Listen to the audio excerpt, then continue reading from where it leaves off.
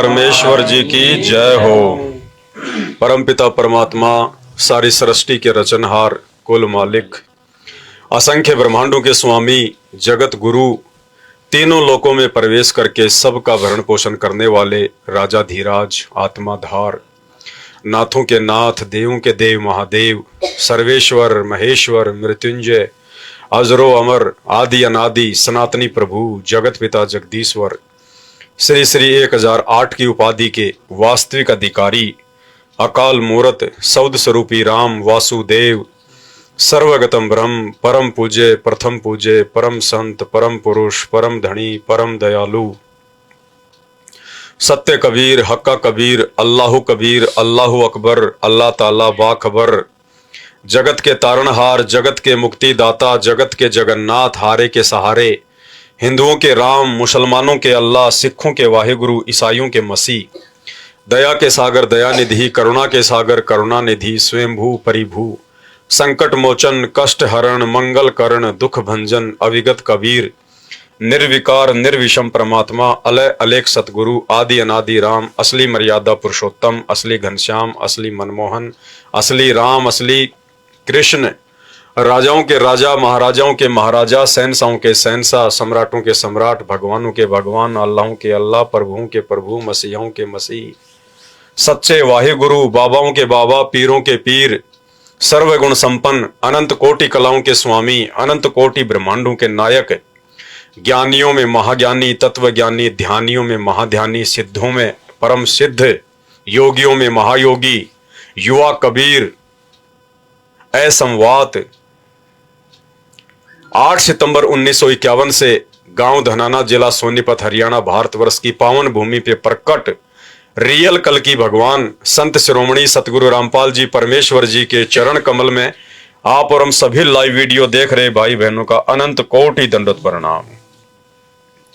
सत्साई भाई और बहनों, आप सभी भाई बहन इस लाइव वीडियो से जुड़े और हमारे अन्य भगत भाई बहनों को ज्यादा से ज्यादा लाइव जुड़ने के लिए आप इस वीडियो को शेयर करें।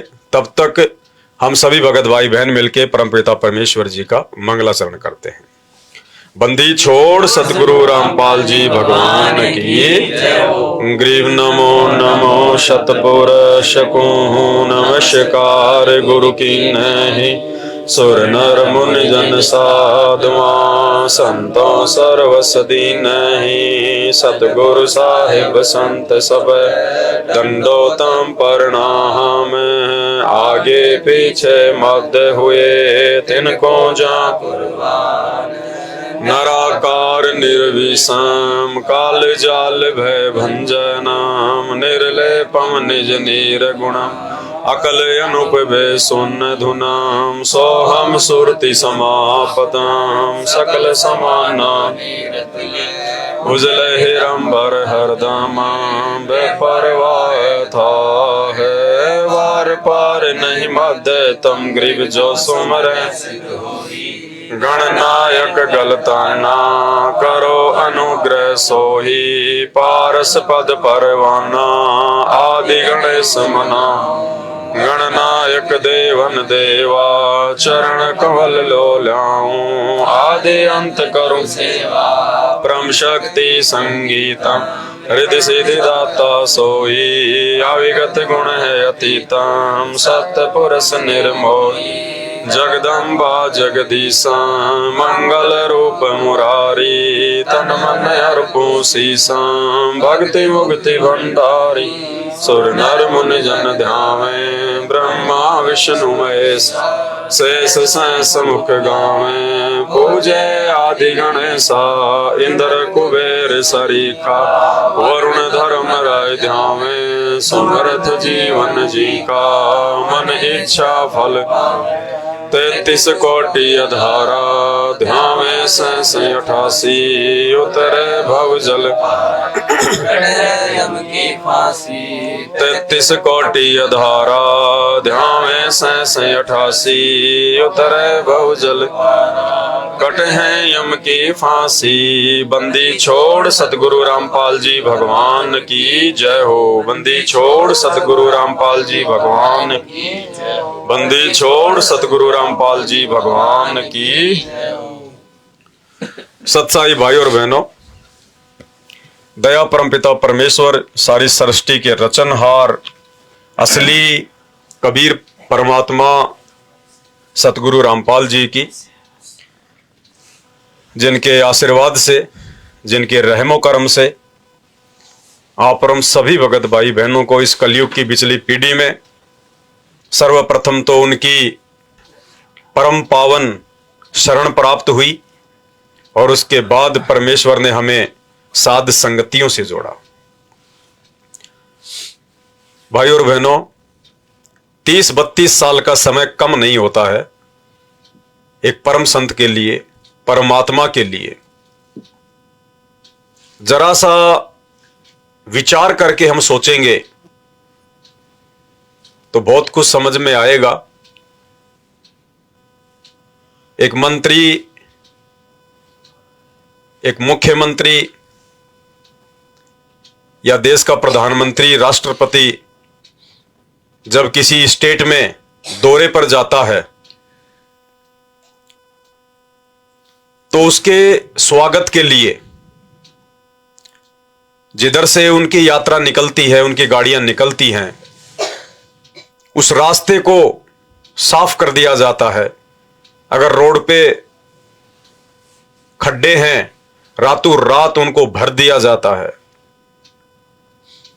उनकी यात्रा का मार्ग यदि कच्ची बस्ती से होकर जाता है या किसी गंदी जगह से होकर जाता है तो वहां के स्थानीय प्रशासन के द्वारा कच्ची बस्ती को ढक दिया जाता है। रातों रात उनका श्रृंगार कर दिया जाता है ताकि प्रधानमंत्री जी या राष्ट्रपति जी को देखने में जरा भी बुरा ना लगे, जबकि वो अपनी गाड़ी के अंदर सिक्योरिटी में चलता है। बाहर वो झांकता भी नहीं है, गाड़ियों में उसके पर्दे लगे होते हैं, लेकिन फिर भी उसकी मेहमान नवाजी में कि जरा भी यदि उनको बुरा लग गया, जरा सा भी यदि उन्होंने हमें कोई टिप्पणी कर दी तो हमारी जो मेहमान नवाजी है वो छोटी पड़ जाती है। वो अपनी इज्जत बचाने के लिए ऐसा सब कुछ करते हैं। और यदि हम विचार करेंगे परमपिता परमेश्वर सतगुरु रामपाल जी भगवान को लेकर, जो कि राजाओं के राजा हैं, शहंशाहों के शहंशाह, सम्राटों के सम्राट, भगवानों के भगवान, कबीर भगवान, सतलोक के राजा, और सतलोक की तुलना यदि हम इस लोक से करें, पृथ्वी लोक से करें, तो परम पूज्य सतगुरु रामपाल जी भगवान ने बताया कि ये एक कूड़े का ढेर है, कूड़े का ढेर।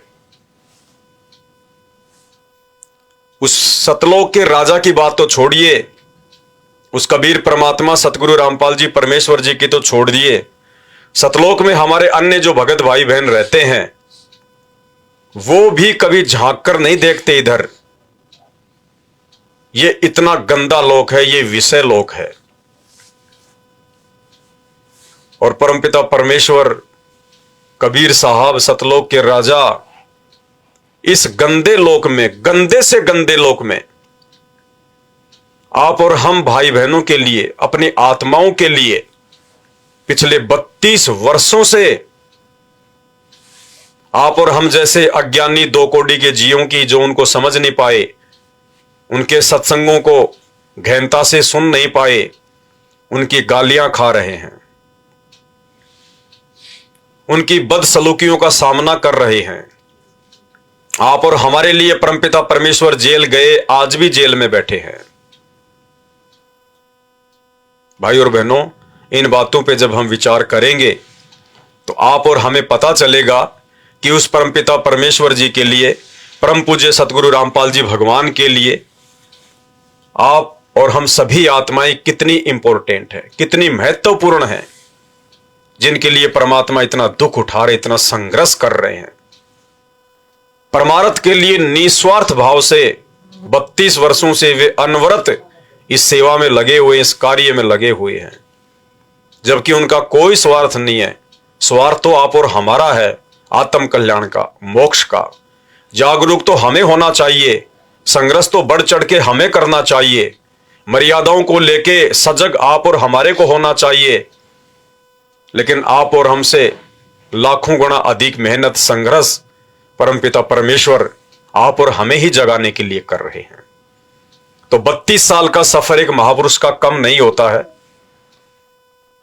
सीधे सीधे शब्दों में कहें, 30-32 साल तक यदि किसी जानवर को भी रोजाना गीता पढ़ाई जाए तो 30-32 वर्षों में तो वो गधा भी, वो बैल भी, वो जानवर भी बैकुंठ को जाने के लिए सहर्ष तैयार हो जाएगा।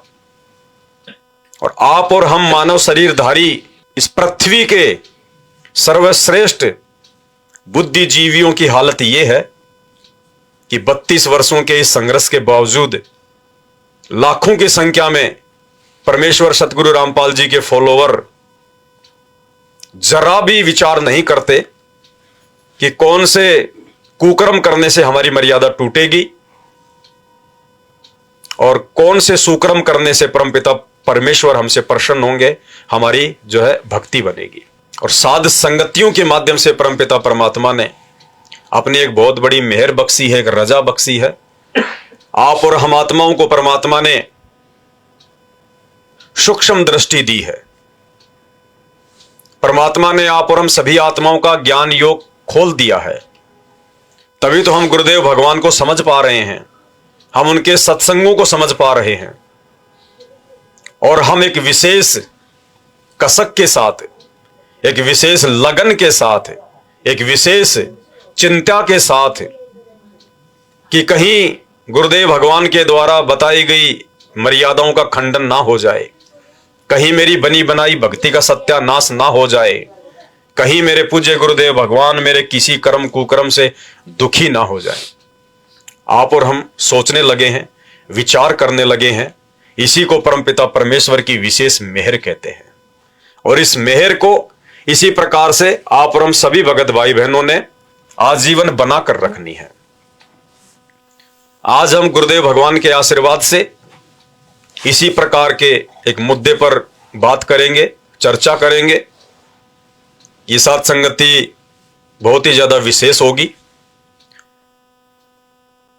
क्योंकि इस प्रकार की बातें यदि हम नहीं करेंगे, इस प्रकार के मुद्दों पर यदि हम चिंतन नहीं करेंगे, मंथन नहीं करेंगे, तो भी हम आगे नहीं बढ़ पाएंगे। तो ये मालिक का सौभाग्य जो परमात्मा ने साथ संगति से जोड़कर आप और हम सभी आत्माओं को सद्बुद्धि देकर अपनी महिमा के साथ साथ हमारी आत्मा को जगाने के लिए ये समय दिया। इसके लिए हम गुरुदेव भगवान का अनंत कोटि दंडवत करते हैं। अक्सर हमें परमपिता परमेश्वर अपने सत्संगों में कहते हैं कि फॉर्मेलिटी के तौर पर तुम लोग बोलते हो, पहले बोलते थे जब आरतियां करते थे देवी देवताओं के सामने खड़े होके कि तन मन धन सब तेरा, तेरा तुझको अर्पण स्वामी क्या लागे मेरा।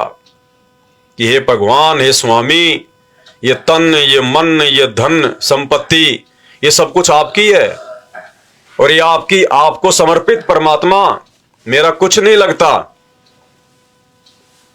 और मंगलवार को 1.25 रुपए का या तो प्रसाद बांट देते, 2-4 अगरबत्तियां आलू के अंदर घुसेड़ के देवता के आगे रख के आ जाते, 2-4 पतासे उसको जो है प्रसाद के लगा देते। महीने 2 महीने में कभी अमावस्या को या पूर्णिमा को कोई खीर या कोई चूरमा बना लेते। कोई भिखारी मिल जाता तो उसको 2 रुपए दे देते। बस यही हमारा दान पुण्य था। इतनी संपत्ति को हमने परमात्मा को समर्पित करना जो है वो सीखा था। गुरुदेव ने बताया तुम केवल फॉर्मेलिटी के लिए बोलते थे, लेकिन अब यह ज्ञान होने के बाद में इस मार्ग में फॉर्मेलिटी नहीं चलेगी। और गुरुदेव ने बताया यहां तुम्हारी रिहर्सल होगी, यहां मात्र जुबान से बोलने से बात नहीं बनेगी, तुमने वैसा करना पड़ेगा जैसा तुम सीख रहे हो, जैसा तुम्हें सिखाया जा रहा है अपने गुरुदेव के द्वारा। तो परमेश्वर ने कहा कि जगत वाले तो बिना इस तत्व ज्ञान के खाली फॉर्मलिटी में बोलते रहते हैं कि तन मन धन सब तेरा, और तेरा तुझको अर्पण प्रभु क्या लागे मेरा। और यहां गुरुदेव ने बताया कि भाई तन मन धन सब मेरा, कि ये तेरे बोलने की आवश्यकता नहीं है, ये तो है ही मेरा। अगर तेरा है तो बता दे तू कहां से लाया। तेरे बाप दादे का तेरा नहीं हुआ, तेरे पूर्वजों का तेरा नहीं हुआ, और ना तेरा तेरा होगा। ये तन भी तेरे को मैंने दिया, ये मन भी मैंने दिया, ये संपत्ति ये धन भी तेरे को मैंने दिया। तू तो मां के पेट से नंगा आया था, ये तेरा है ही कहां। अब तुझे विचार करना पड़ेगा इस बात पर कि तन मन धन सब मेरा। और भाई जिस दिन मेरा मुझको देने का समय आएगा तो कालजा पाटेगा तेरा। उस समय पता चलेगा कि तू जुबान से बोलता है या वास्तव में तूने कुछ समर्पित भी करना सीखा है। भाई और बहनों, ये इस प्रकार के विशेष मुद्दे गुरुदेव भगवान के विशेष आशीर्वाद से, उनकी मेहर से, उनके द्वारा बख्शी सद्बुद्धि से ही भाई बहनों के बीच में मुंह से निकलते हैं। ये किसी जीव के बस की बात नहीं है जो अपने जैसे दो कोड़ी के जीवों को बैठ के समझा सके। हमारा केवल ये शरीर है, आप और हम केवल निमित्त मात्र हैं। ये शब्द देने वाले, ये शक्ति देने वाले, ये बुलवाने वाले, सब कुछ हमारे पूज्य गुरुदेव भगवान है। उन्हीं की दया से, उनकी रहम से ही सब कुछ है। तो आज हमने इस मुद्दे पर थोड़ा सा डिस्कस करना है, हमने थोड़ा सा विचार करना है, हमने थोड़ा चिंतन करना पड़ेगा कि क्या हम सब कुछ छोड़ने के लिए तैयार हुए हैं या नहीं हुए हैं। अपने आप को परखना पड़ेगा, स्वयं अपने आप की परीक्षा लेनी पड़ेगी। देखो, हमें परमात्मा ने स्थूल शरीर दिया है ये, और इस स्थूल शरीर के अंदर एक दूसरा शरीर है, सूक्ष्म शरीर।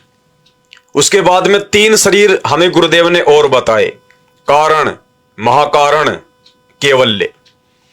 लेकिन विशेष तौर पर केवल 2 प्रकार के शरीरों की ही विशेष परीक्षा होगी, स्थूल शरीर की और स्थूल शरीर के अंदर जो सूक्ष्म शरीर है उसकी।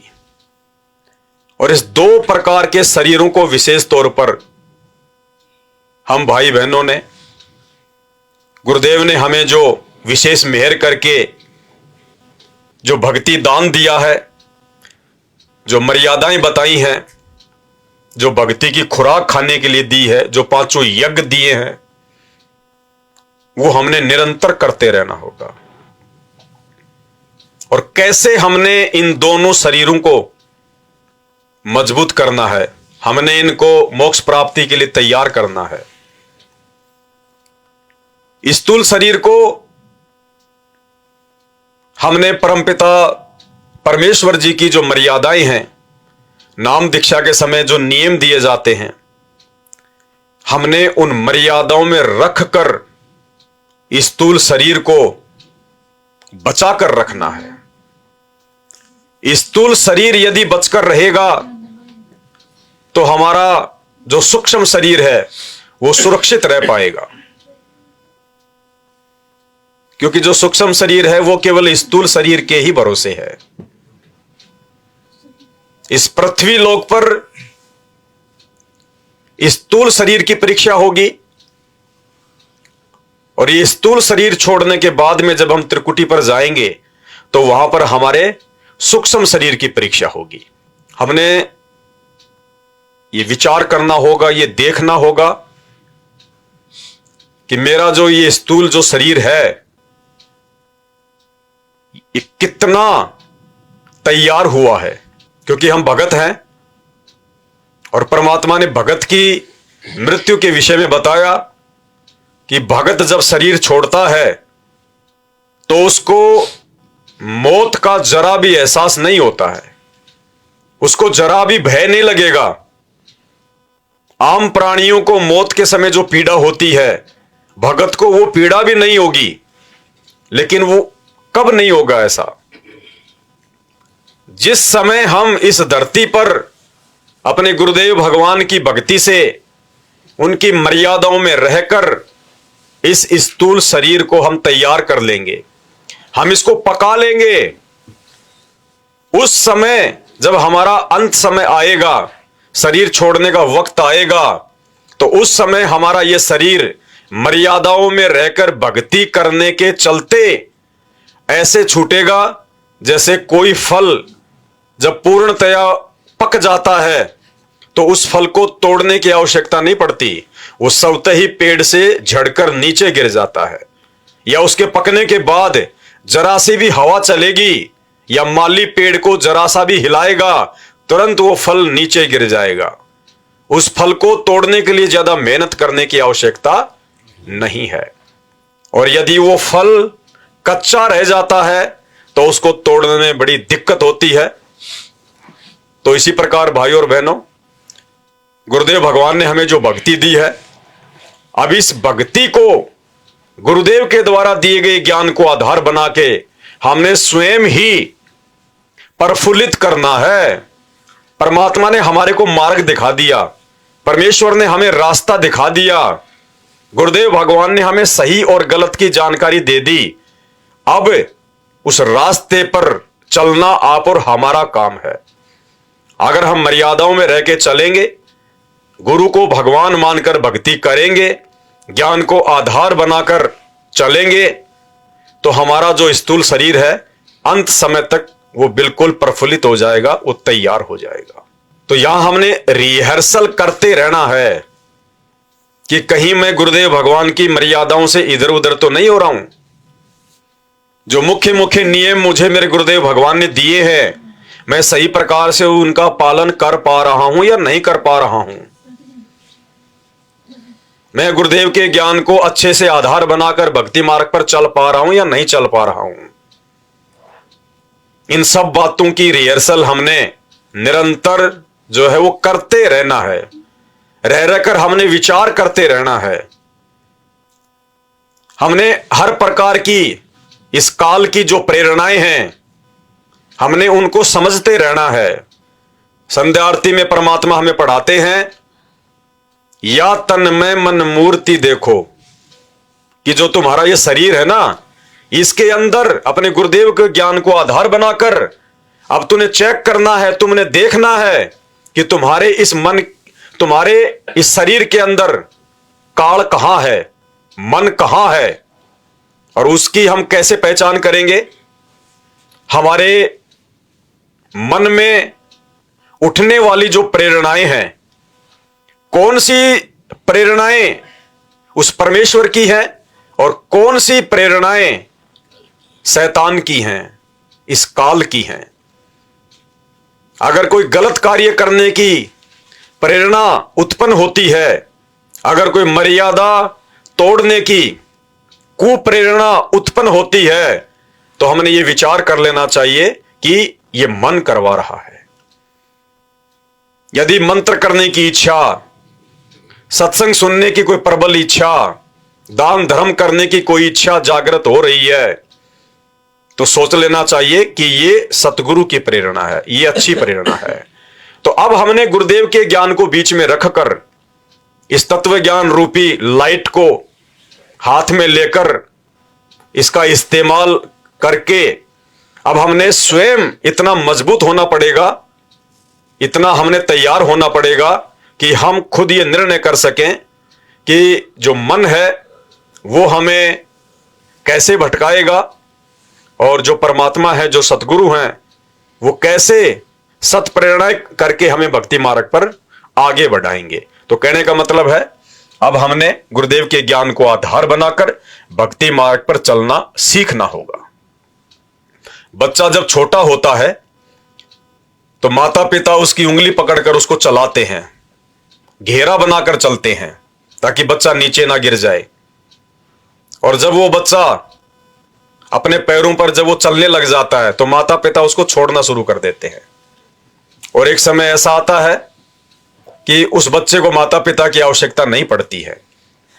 तो इसी प्रकार भाइयों और बहनों, जब हम शुरू में परमपिता परमेश्वर जी से नाम दीक्षा के माध्यम से जुड़ते हैं, तो भले ही हमारी उम्र 60 साल की हो, चाहे 50 साल की हो, चाहे हम कोई पहलवान हो, लेकिन आध्यात्मिक मार्ग में हम बिल्कुल बच्चे हैं। और शुरू में परमात्मा हमारे हाथ पकड़कर हमारे को चलाता है, अपने कोटे से परमात्मा हमें लाभ देता है, परमात्मा हमारा बचाव करता है, परमात्मा हमारी जो है वो रक्षा करता है। और जब हम थोड़ा समझदार हो जाते हैं, 2, 4, 5, 6 महीने, साल भर हमें हो जाता है, यानी कहने का मतलब है जब हमारे को सतनाम प्राप्त हो जाता है तो परमात्मा फिर घेरा बना लेता है कि बच्चा जो है अपने पैरों पे खड़ा होना जो है वो सीख चुका है, इसको बेसिक जो आध्यात्मिक जानकारी है इसको हो चुकी है। तो सतनाम के बाद में परमात्मा हमारी उंगली तो जो है अपने आप से हटा लेता है और उसके बाद परमात्मा घेरा बना लेता है और उस घेरे में अपने बच्चे को जो है वो रखता है। और जिस समय उस बच्चे को सारनाम मिल जाता है, उस भगत को सारनाम प्राप्त हो जाता है, उस समय परमात्मा काल से और काल के दूतों से लड़ाई लड़ने के लिए उस भगत को फिर स्वतंत्र छोड़ देता है, उसको अपने हाल पर छोड़ देता है। उसके बाद परमात्मा शब्द रूप में तो अपने बच्चे के साथ में रहेगा ही रहेगा, लेकिन परमात्मा फिर उसके समक्ष नहीं होता है वो प्रकट। परमात्मा ऐसा महसूस करवाता है कि अब तूने मेरे से ज्यादा और मेरे द्वारा दिया गया जो ज्ञान है, जो भक्ति है, उसके ऊपर विश्वास करके आध्यात्मिक क्षेत्र में तुझे अपनी यात्रा करनी है।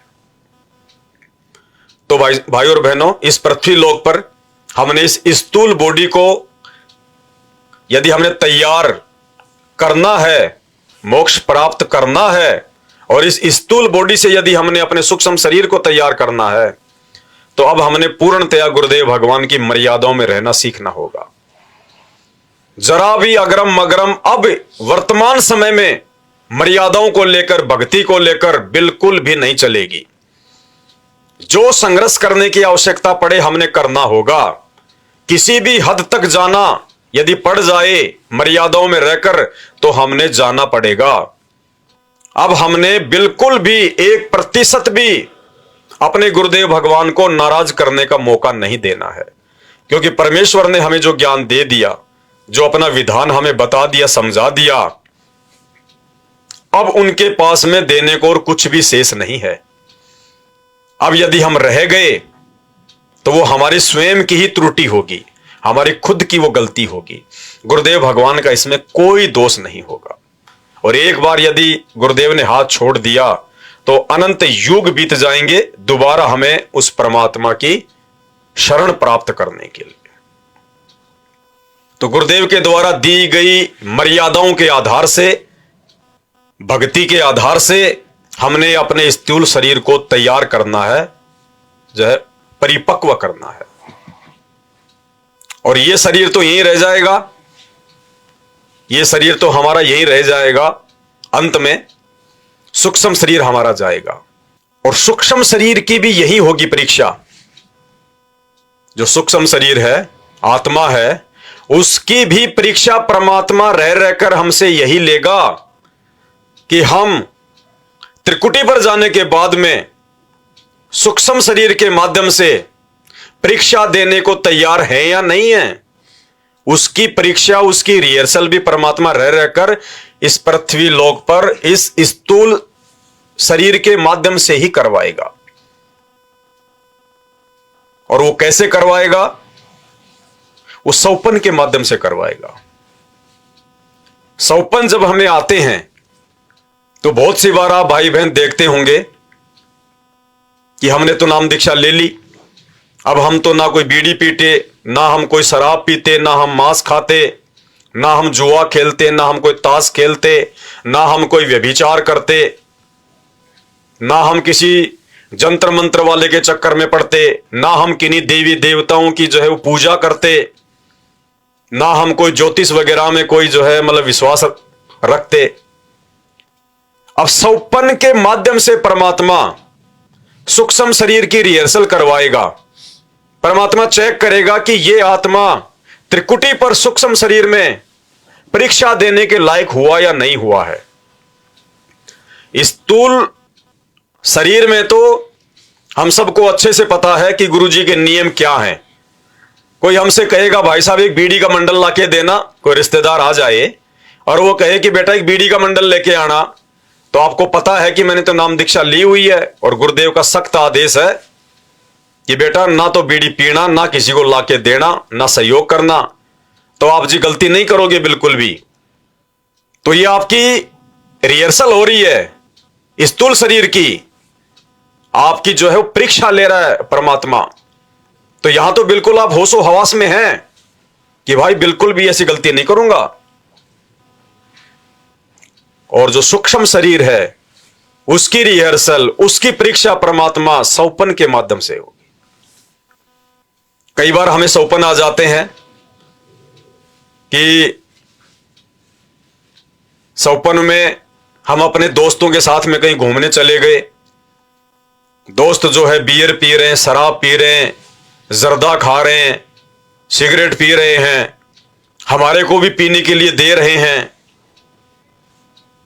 और थोड़ा सा तो हम उनका विरोध करते हैं कि नहीं नहीं भाई मैं नहीं पीऊंगा, मैंने छोड़ दी। लेकिन उनके ज्यादा दबाव के चलते फिर हम एक आधी घूंट मार लेते हैं। और जब सुबह हमारी आंख खुलती है तो 5-10 मिनट के बाद में हमें अचानक से वो सौपन याद आता है। और सौपन जब याद आता है तो उस समय हमारा क्या रिएक्शन होता है, उस समय हमारा क्या रिएक्शन होता है, ये सूक्ष्म शरीर का एग्जाम होता है। यानी आपने सौपन में, जब आपको सौपन आ रहा था तो जो स्थूल शरीर है ये तो सो रहा था, ये तो बेसुध था, ना हिल रहा था ना ये डुल रहा था, ये तो बिल्कुल बेजान होकर खाट पे पड़ा हुआ था। तो फिर सौपन में वो घूम कौन रहा था यार दोस्तों के साथ में? बीड़ी किसने पी, सिगरेट किसने पी? सूक्ष्म शरीर ने। तो सूक्ष्म शरीर अभी हमारा तैयार नहीं है। स्थूल शरीर तो हमारा तैयार हो गया, लेकिन सूक्ष्म शरीर में हमने दबाव के चलते और हमने सिगरेट पी ली। तो सूक्ष्म शरीर हमारा इतना ही तैयार हुआ है कि अभी हम दबाव सहन करने के लायक नहीं हैं। जब हमारी त्रिकुटी पर परीक्षा होगी तो उस परीक्षा में हम अभी पास होने के लिए पूर्णतया तैयार नहीं हैं, क्योंकि सौपन के माध्यम से परमेश्वर ने हमारी रिहर्सल देख ली। अगर कभी कभार सौपन हमें अपने पूज्य गुरुदेव भगवान का आ जाता है तो सौपन में हमारा क्या रिएक्शन होता है? बहुत सारे भगत भाई बहन तो अपने गुरुदेव को देखते ही दंडोत प्रणाम करेंगे, उनकी खुशी का ठिकाना नहीं होगा। अच्छी जगह पे वो अपने जो है परमपिता परमेश्वर जी को बैठाएंगे, उनके चरणों की सेवा करने लग जाएंगे, उनकी गोद में जाके बैठ जाएंगे, उनके चरणों से लिपट जाएंगे। और उनके मन में उमंग रहेगी कि मैं क्या करूं अपने परमात्मा के लिए, क्या खिलाऊं क्या पिलाऊं। तो इसका मतलब आपका जो सूक्ष्म जो शरीर है वो भी अपने उस परमात्मा को पहचान गया है, अपने गुरुदेव भगवान को जान गया है। आपका विशेष प्यार, आपका विशेष समर्पण अपने गुरुदेव के प्रति है। और जैसे ही सुबह हमारी आंख खुलती है तो अचानक से हमें जब वो सौपन याद आता कि आज तो गुरुदेव ने दर्शन दिए, हमारी खुशी का कोई ठिकाना नहीं रहता, हमारा मन बिल्कुल हल्का हो जाता है, आनंदित हो जाता है। तो आपने सौपन में भी अपने गुरुदेव के साथ में बहुत अच्छा बर्ताव किया और आपकी आंख खुली तो आपको बहुत अच्छा महसूस हुआ। इसका मतलब सतगुरु रामपाल जी भगवान के प्रति, अपने गुरुदेव के प्रति हमारा जो सूक्ष्म शरीर है वो तैयार हो चुका है। यानी हम अपने गुरुदेव के प्रति समर्पित होते जा रहे हैं, ये पहचान है। सौपन में जैसे कोई आपत्ति आ गई हमारे ऊपर, कोई भयंकर जानवर हमारे पीछे लग गया या कोई व्यक्ति हमारे को मारने के लिए दौड़ा, तो हम क्या करेंगे? हमें तुरंत याद आता है या नहीं आता है कि मैं तो नाम उपदेशी हूं, मैं तो उस कबीर परमात्मा सतगुरु रामपाल जी का भगत हूं, मेरा तो कोई बाड़ी बाका नहीं कर सकता, मैं किसी का कोई जो है बुरा नहीं कर रहा, तो मेरा बुरा मेरा गुरु नहीं होने देगा। और मेरे गुरुदेव ने मुझे बता रखा कि बेटा जब भी कोई आपत्ति आवे सतनाम का सुमरण कर। तो क्या सौपन में हम सतनाम का सुमरण शुरू करते हैं या नहीं करते हैं? या फिर हम उस कुत्ते से डरकर भागते हैं या नहीं भागते हैं? हम सौपन में अपने माता पिता को जोर जोर से सहायता के लिए आवाज लगाते हैं या नहीं लगाते हैं? तो ये सौपन में परमात्मा हमारी रिहर्सल करवा रहा है कि जब तू ये शरीर छोड़कर त्रिकुटी पर जाएगा तो 14 करोड़ यम के दूत वो तरह तरह के रूप बनाकर, कोई जानवर का, कोई गधे का, कोई कुत्ते का, कोई राक्षस का, वो तुम्हारी जो है ये परीक्षाएं लेंगे। तो आप उन परीक्षाओं को पास करने के लायक सूक्ष्म शरीर में हुए या नहीं हुए, ये परमात्मा सौपन के माध्यम से हमारी परीक्षा लेगा।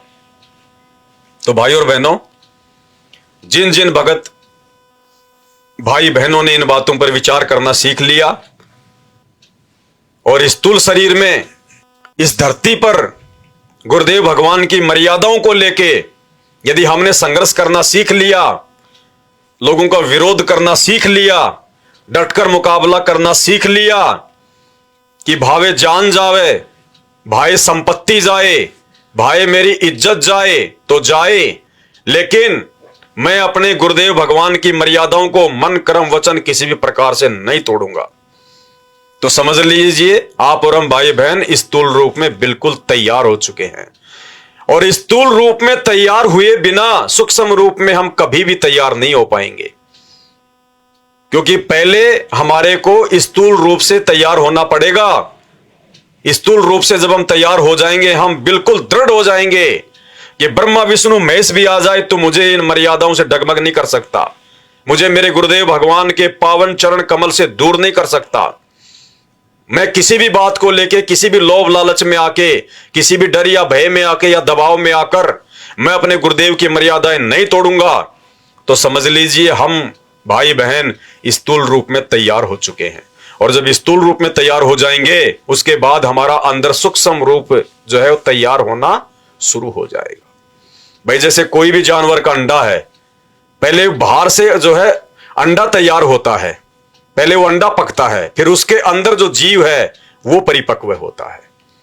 तो हमारे जो है स्थूल बॉडी से हमारा जो सूक्ष्म जो बॉडी है, परमात्मा उसको तैयार करवाएगा। तो आप और हमने अब ये विचार करना पड़ेगा, हमने ये सोचना पड़ेगा कि आप और हम भाई बहन कितने तो स्थूल रूप में हुए हैं तैयार और कितने हम सूक्ष्म रूप में हुए हैं तैयार। कुछ समय बैठकर हमने अकेले में या कहीं भी जहां पे आपको थोड़ा समय मिले विचार करने का, चिंतन मनन करने का, घर घर में बेड परमात्मा ने इसीलिए लगवाए हैं, घर घर में ये दरबार परमात्मा ने इसीलिए लगवाए हैं कि सुबह नहीं तो शाम को, शाम को नहीं तो सुबह को 10 मिनट का, 20 मिनट का, 5 मिनट का, आधे घंटे का अपनी श्रद्धा और समय अनुसार एकांत में, अकेले में अपने गुरुदेव भगवान के चरणों में बैठकर हम विचार करें, हम चिंतन करें और ये सोचें कि अगर हम ऐसे ही चलते रहे तो हम ऐसे ही चलते रहेंगे। थोड़ा सा हमने रुकना पड़ेगा, गुरुदेव के ज्ञान को आधार बनाकर चिंतन मनन करना पड़ेगा कि मान लीजिए आज मेरे गुरुदेव भगवान मेरे सामने प्रकट हो जाएं, आ जाएं और ये कहें कि बेटा चल सतलोक चलते हैं, क्योंकि मैं तो सतलोक के लिए भक्ति कर रहा हूं। कोई भाई बहन मिलता है, किसी से ज्ञान चर्चा होती है तो दिन हम 4 बार अपने मुंह से ये बात निकाल देते हैं कि भगत जी बस देख लिया, यहां का कुछ नहीं है, यहां अब तो परमात्मा दया कर दे, बस सतलोक चले, अब तो मालिक दया करे, भगत जी कुछ नहीं रखा यहां पे, बस बंदी छोड़ दया कर दे, हम तो तैयार हैं सतलोक जाने के लिए, चाहे आज ही ले चले परमात्मा। तो हमने ये विचार करना पड़ेगा इस दैनिक भाग दौड़ की जिंदगी से थोड़ा सा समय निकालकर कि आज मेरे गुरुदेव भगवान आ जाएं मेरे घर पर या मेरे समक्ष प्रकट हो जाएं, क्योंकि वो तो समर्थ है, वो तो अनंत कोटि कलाओं का स्वामी है, अनंत रूप बनाकर अनंत आत्माओं के साथ में एक ही समय में प्रकट हो सकता है। अगर गुरुदेव भगवान मेरे समक्ष आ जाएं या मैं कभी अपने गुरुदेव भगवान के पास जाऊं आश्रम में, उनसे मिलने, उनके दर्शनों के लिए, आशीर्वाद के लिए, और उस समय यदि मेरे गुरुदेव भगवान जो इतने वर्षों से मुझे ज्ञान केवल इसीलिए दे रहे हैं कि बेटा सतलोक जाने के लिए तैयार हो जा, सतलोक जाने के लिए तैयार हो जा, ये गंदा लोक अपना नहीं है, ये शरीर, ये मिट्टी, ये अपना नहीं है, आज नहीं तो कल इसको छोड़ना पड़ेगा, ना कोई रहा ना कोई रहेगा। गुरुदेव भगवान कहें कि बेटा चल सतलोक, विमान तैयार है, तो उस समय मेरे मन की क्या प्रक्रिया होगी, मेरे सूक्ष्म शरीर की क्या प्रक्रिया होगी? क्या मेरा मन, क्या मेरा वो सूक्ष्म शरीर मुझे उस वक्त सतलोक जाने के लिए फ्री छोड़ेगा या नहीं छोड़ेगा? मैं यहां पे किन किन सांसारिक और भौतिक वस्तुओं से बंधा हुआ हूं? कौन सी संपत्ति ने मेरे पैरों में जंजीर डाल रखी है? क्या उस समय मुझे, मेरे जो बेटा बेटी हैं, क्या मुझे उनकी कोई चिंता सताएगी कि अभी तो बेटा बेटी की शादी नहीं हुई, अभी तो वो स्कूल में जा रहे हैं, अभी तो वो छोटे हैं? क्या मुझे उस समय मेरे माता या मेरे पिता की कोई चिंता होगी कि अभी तो मेरे माता पिता ही बैठे हैं, उनसे पहले मैं चला गया तो इनकी सेवा कौन करेगा? क्या उस समय मैंने सारा जीवन में जो जोड़ा, जो कमाया, संपत्ति, मकान, कार, कोठी, जमीन, जायदाद, प्लाट, पैसा, बैंक बैलेंस, क्या वो चीजें मुझे रोकेंगी? क्या वो मुझे वो खींचेंगी कि मैंने तो इनका यूज किया ही नहीं, मैंने तो जोड़ जोड़ के इनको खाली रख दिया, इनको कौन खर्चेगा, इनको कौन बरतेगा? मेरे बाद में मेरे जमीन का क्या होगा? मेरे बाद में मेरे उस शहर वाले, उस प्लाट का क्या होगा? उस प्लाट में हम 3 लोगों की हिस्सेदारी है, मेरे अलावा तो मेरे बच्चों को मालूम ही नहीं। अगर मैं आज सतलोक चला गया तो क्या होगा मेरे हिस्से का? कौन कौन सी चीजें हमारे को रोकेंगी? अगर वो बेटा बेटी, वो मोह ममता यदि हमारे को रोक रही है, क्योंकि जब हम गुरुदेव की शरण में आ जाएंगे और हम सत भक्ति करेंगे तो परमात्मा इस आत्मा को एक शक्ति देता है चिंतन करने की, सही और गलत का जो है फैसला करने की। गुरुदेव भगवान ने बताया कि इस शरीर में 2 एलिमेंट हैं, एक है इस काल का और एक है उस परमात्मा का। काल का जो एलिमेंट है उसका नाम है मन, और सतगुरु का जो एजेंट है उसका नाम है निज मन। निज मन हमेशा हमारे को बुरे कर्मों से रोकता है, मन हमारे को हमेशा उल्टे कर्मों के लिए प्रेरित करता है। यानी जैसे जब भी हम कोई काम करते हैं, अगर तो एक मन तो कहेगा कि ये कर ले, और एक मन कहेगा कि नहीं नहीं ठीक नहीं है, बाद में फिर देख लेना, पछताएगा। तो जो हमें रोक रहा है वो बुरा काम करने से, वो परमात्मा का एजेंट है, वो परमात्मा का है निज मन, और जो हमें उल्टा काम करने के लिए जो प्रेरित जो करता है वो है मन। तो परमात्मा इस जीव को, इस आत्मा को एक चिंतन की एक शक्ति देता है और निज मन के माध्यम से कि अभी तो कितना तैयार है, कितना तैयार नहीं है। अगर हमें चिंता सता रही अपने बेटा बेटी की, मोह ममता की, कि मेरा बेटा क्या होगा, इसका भी छोटा है, तो भाई और बहनों, हमने ऐसे बहुत सारे एग्जाम्पल अपने गुरुदेव भगवान से भी हमने सुने होंगे, क्योंकि ज्ञान परमात्मा ने इसीलिए दिया होता है। इतना ज्ञान भगवान रह रहकर इसीलिए देते हैं कि हम काल की इन बेड़ियों को हम लोग चिंतन मनन करके, सत्संग सुन के हम इनको तोड़ सकें। और हमारे आसपास भी ऐसे बहुत सारे एग्जाम्पल, ऐसी घटनाएं घटित हो चुकी होती हैं, उन घटनाओं के माध्यम से भी हम सोच सकते हैं। ऐसे बहुत सारे आपको बेटे और बेटियां मिलेंगी, लड़के और लड़कियां मिलेंगी, जिनके पिता उनके जन्म से पहले ही मर गए थे या उनको छोटा छोटा छोड़ के मर गए थे, और आज बिना बाप के वो बेटा बेटी उन बाप वाले बेटा बेटियों से अच्छी पोस्ट पे, अच्छी नौकरियों में, आज वो जीवन में सांसारिक लोग जिनको सफल मानते हैं वो सफल हैं। तो हमने गुरुदेव के ज्ञान को आधार बनाकर यह विचार करना पड़ेगा कि भाई बार बार कहा करते थे परमात्मा, बार बार कहा करते थे हमारे को मालिक कि भाई अगर ये तेरे बेटा बेटी हैं, तेरे को अगर इतना ही इनमें प्यार है तो बता दे ये पिछले जन्म में कहां थे, ये तेरे बेटा बेटी थे या किसी और के बेटा बेटी थे, या फिर तू इनका बेटा था इनका पिछले जन्म में। और गुरुदेव भगवान हमें कहते थे कि भैया सब अपनी जो किस्मत है ना मां के पेट से विधाता के द्वारा लिखवा कर लाते हैं, कोई किसी बाप के या मां के भरोसे नहीं आता, सब अपनी किस्मत लिखवा के लाते हैं। और तीसरी चीज परमात्मा हमें बार बार कहा करते थे कि बेटा यदि तू इन बेटा बेटियों को अपना बेटा बेटी समझेगा तो तू कभी भी इनकी मोह ममता से मुक्त नहीं हो पाएगा। अरे तू खुद किसी और का बेटा बेटी है, तू किसी और का रह के नहीं रह सकता, तू किसी और का हो ही नहीं सकता। ये शरीर तेरा भी छूटेगा, 1 किलो 1 मुट्ठी राख बन जाएगी। जब तू किसी का नहीं है तो तेरा कौन हो जाएगा यहां पे।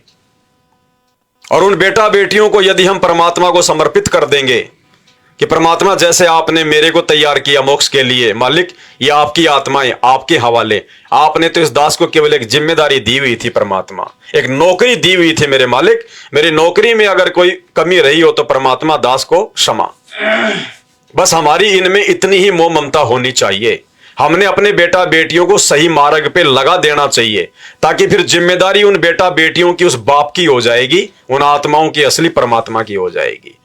और इसी प्रकार से हम उन जिम्मेदारियों से मुक्त हो सकते हैं। अगर बेटा बेटी नाम पे नहीं लगते हैं, समझदार हो गए हैं, तो फिर हमने ज्ञान को आधार बनाना पड़ेगा कि भैया यहां तो देखो ऋण संबंध है, एक लेवा एक देवा दूतम, कोई किसी का पिता निपुतम, ऋण संबंध जुड़े सब नाता, अंत समय सब 12 बाटा। तो फिर गुरुदेव के ज्ञान को आधार बना करके भाई देख मैंने तो बच्चों को समझाया, खुद बताया, अब ये नहीं माने तो भाई इनकी किस्मत इनके संस्कार, अपन क्यों मौका चूके, ऐसा मौका बार बार नहीं मिलेगा। परमात्मा ने हमें कितना समझाया। तो बेटा बेटियों को या माता पिता की जो मोह ममता है उनको हमने गुरुदेव के ज्ञान को आधार बनाकर कुछ समय चिंतन मनन करके, अगर रोज समय नहीं मिलता है, नहीं कर पाते हैं, तो जो 2 4 5 दिन में एक बार तो हम प्रयास करें, गुरुदेव भगवान से अरदास करें, मालिक से दंडोत करके विनती करें कि परमात्मा अपने दास को, अपनी दासी को चिंतन मनन की थोड़ी परमात्मा शक्ति दो मेरे मालिक, ताकि अंत समय में ये बेटा बेटी ये मोह ममता के कारण ये काल की बेड़ियां ना बन जाएं मेरे लिए, क्योंकि काल तो हर प्रकार से हमारे को बांधने का प्रयास करेगा, उसका तो यही प्रयास रहेगा।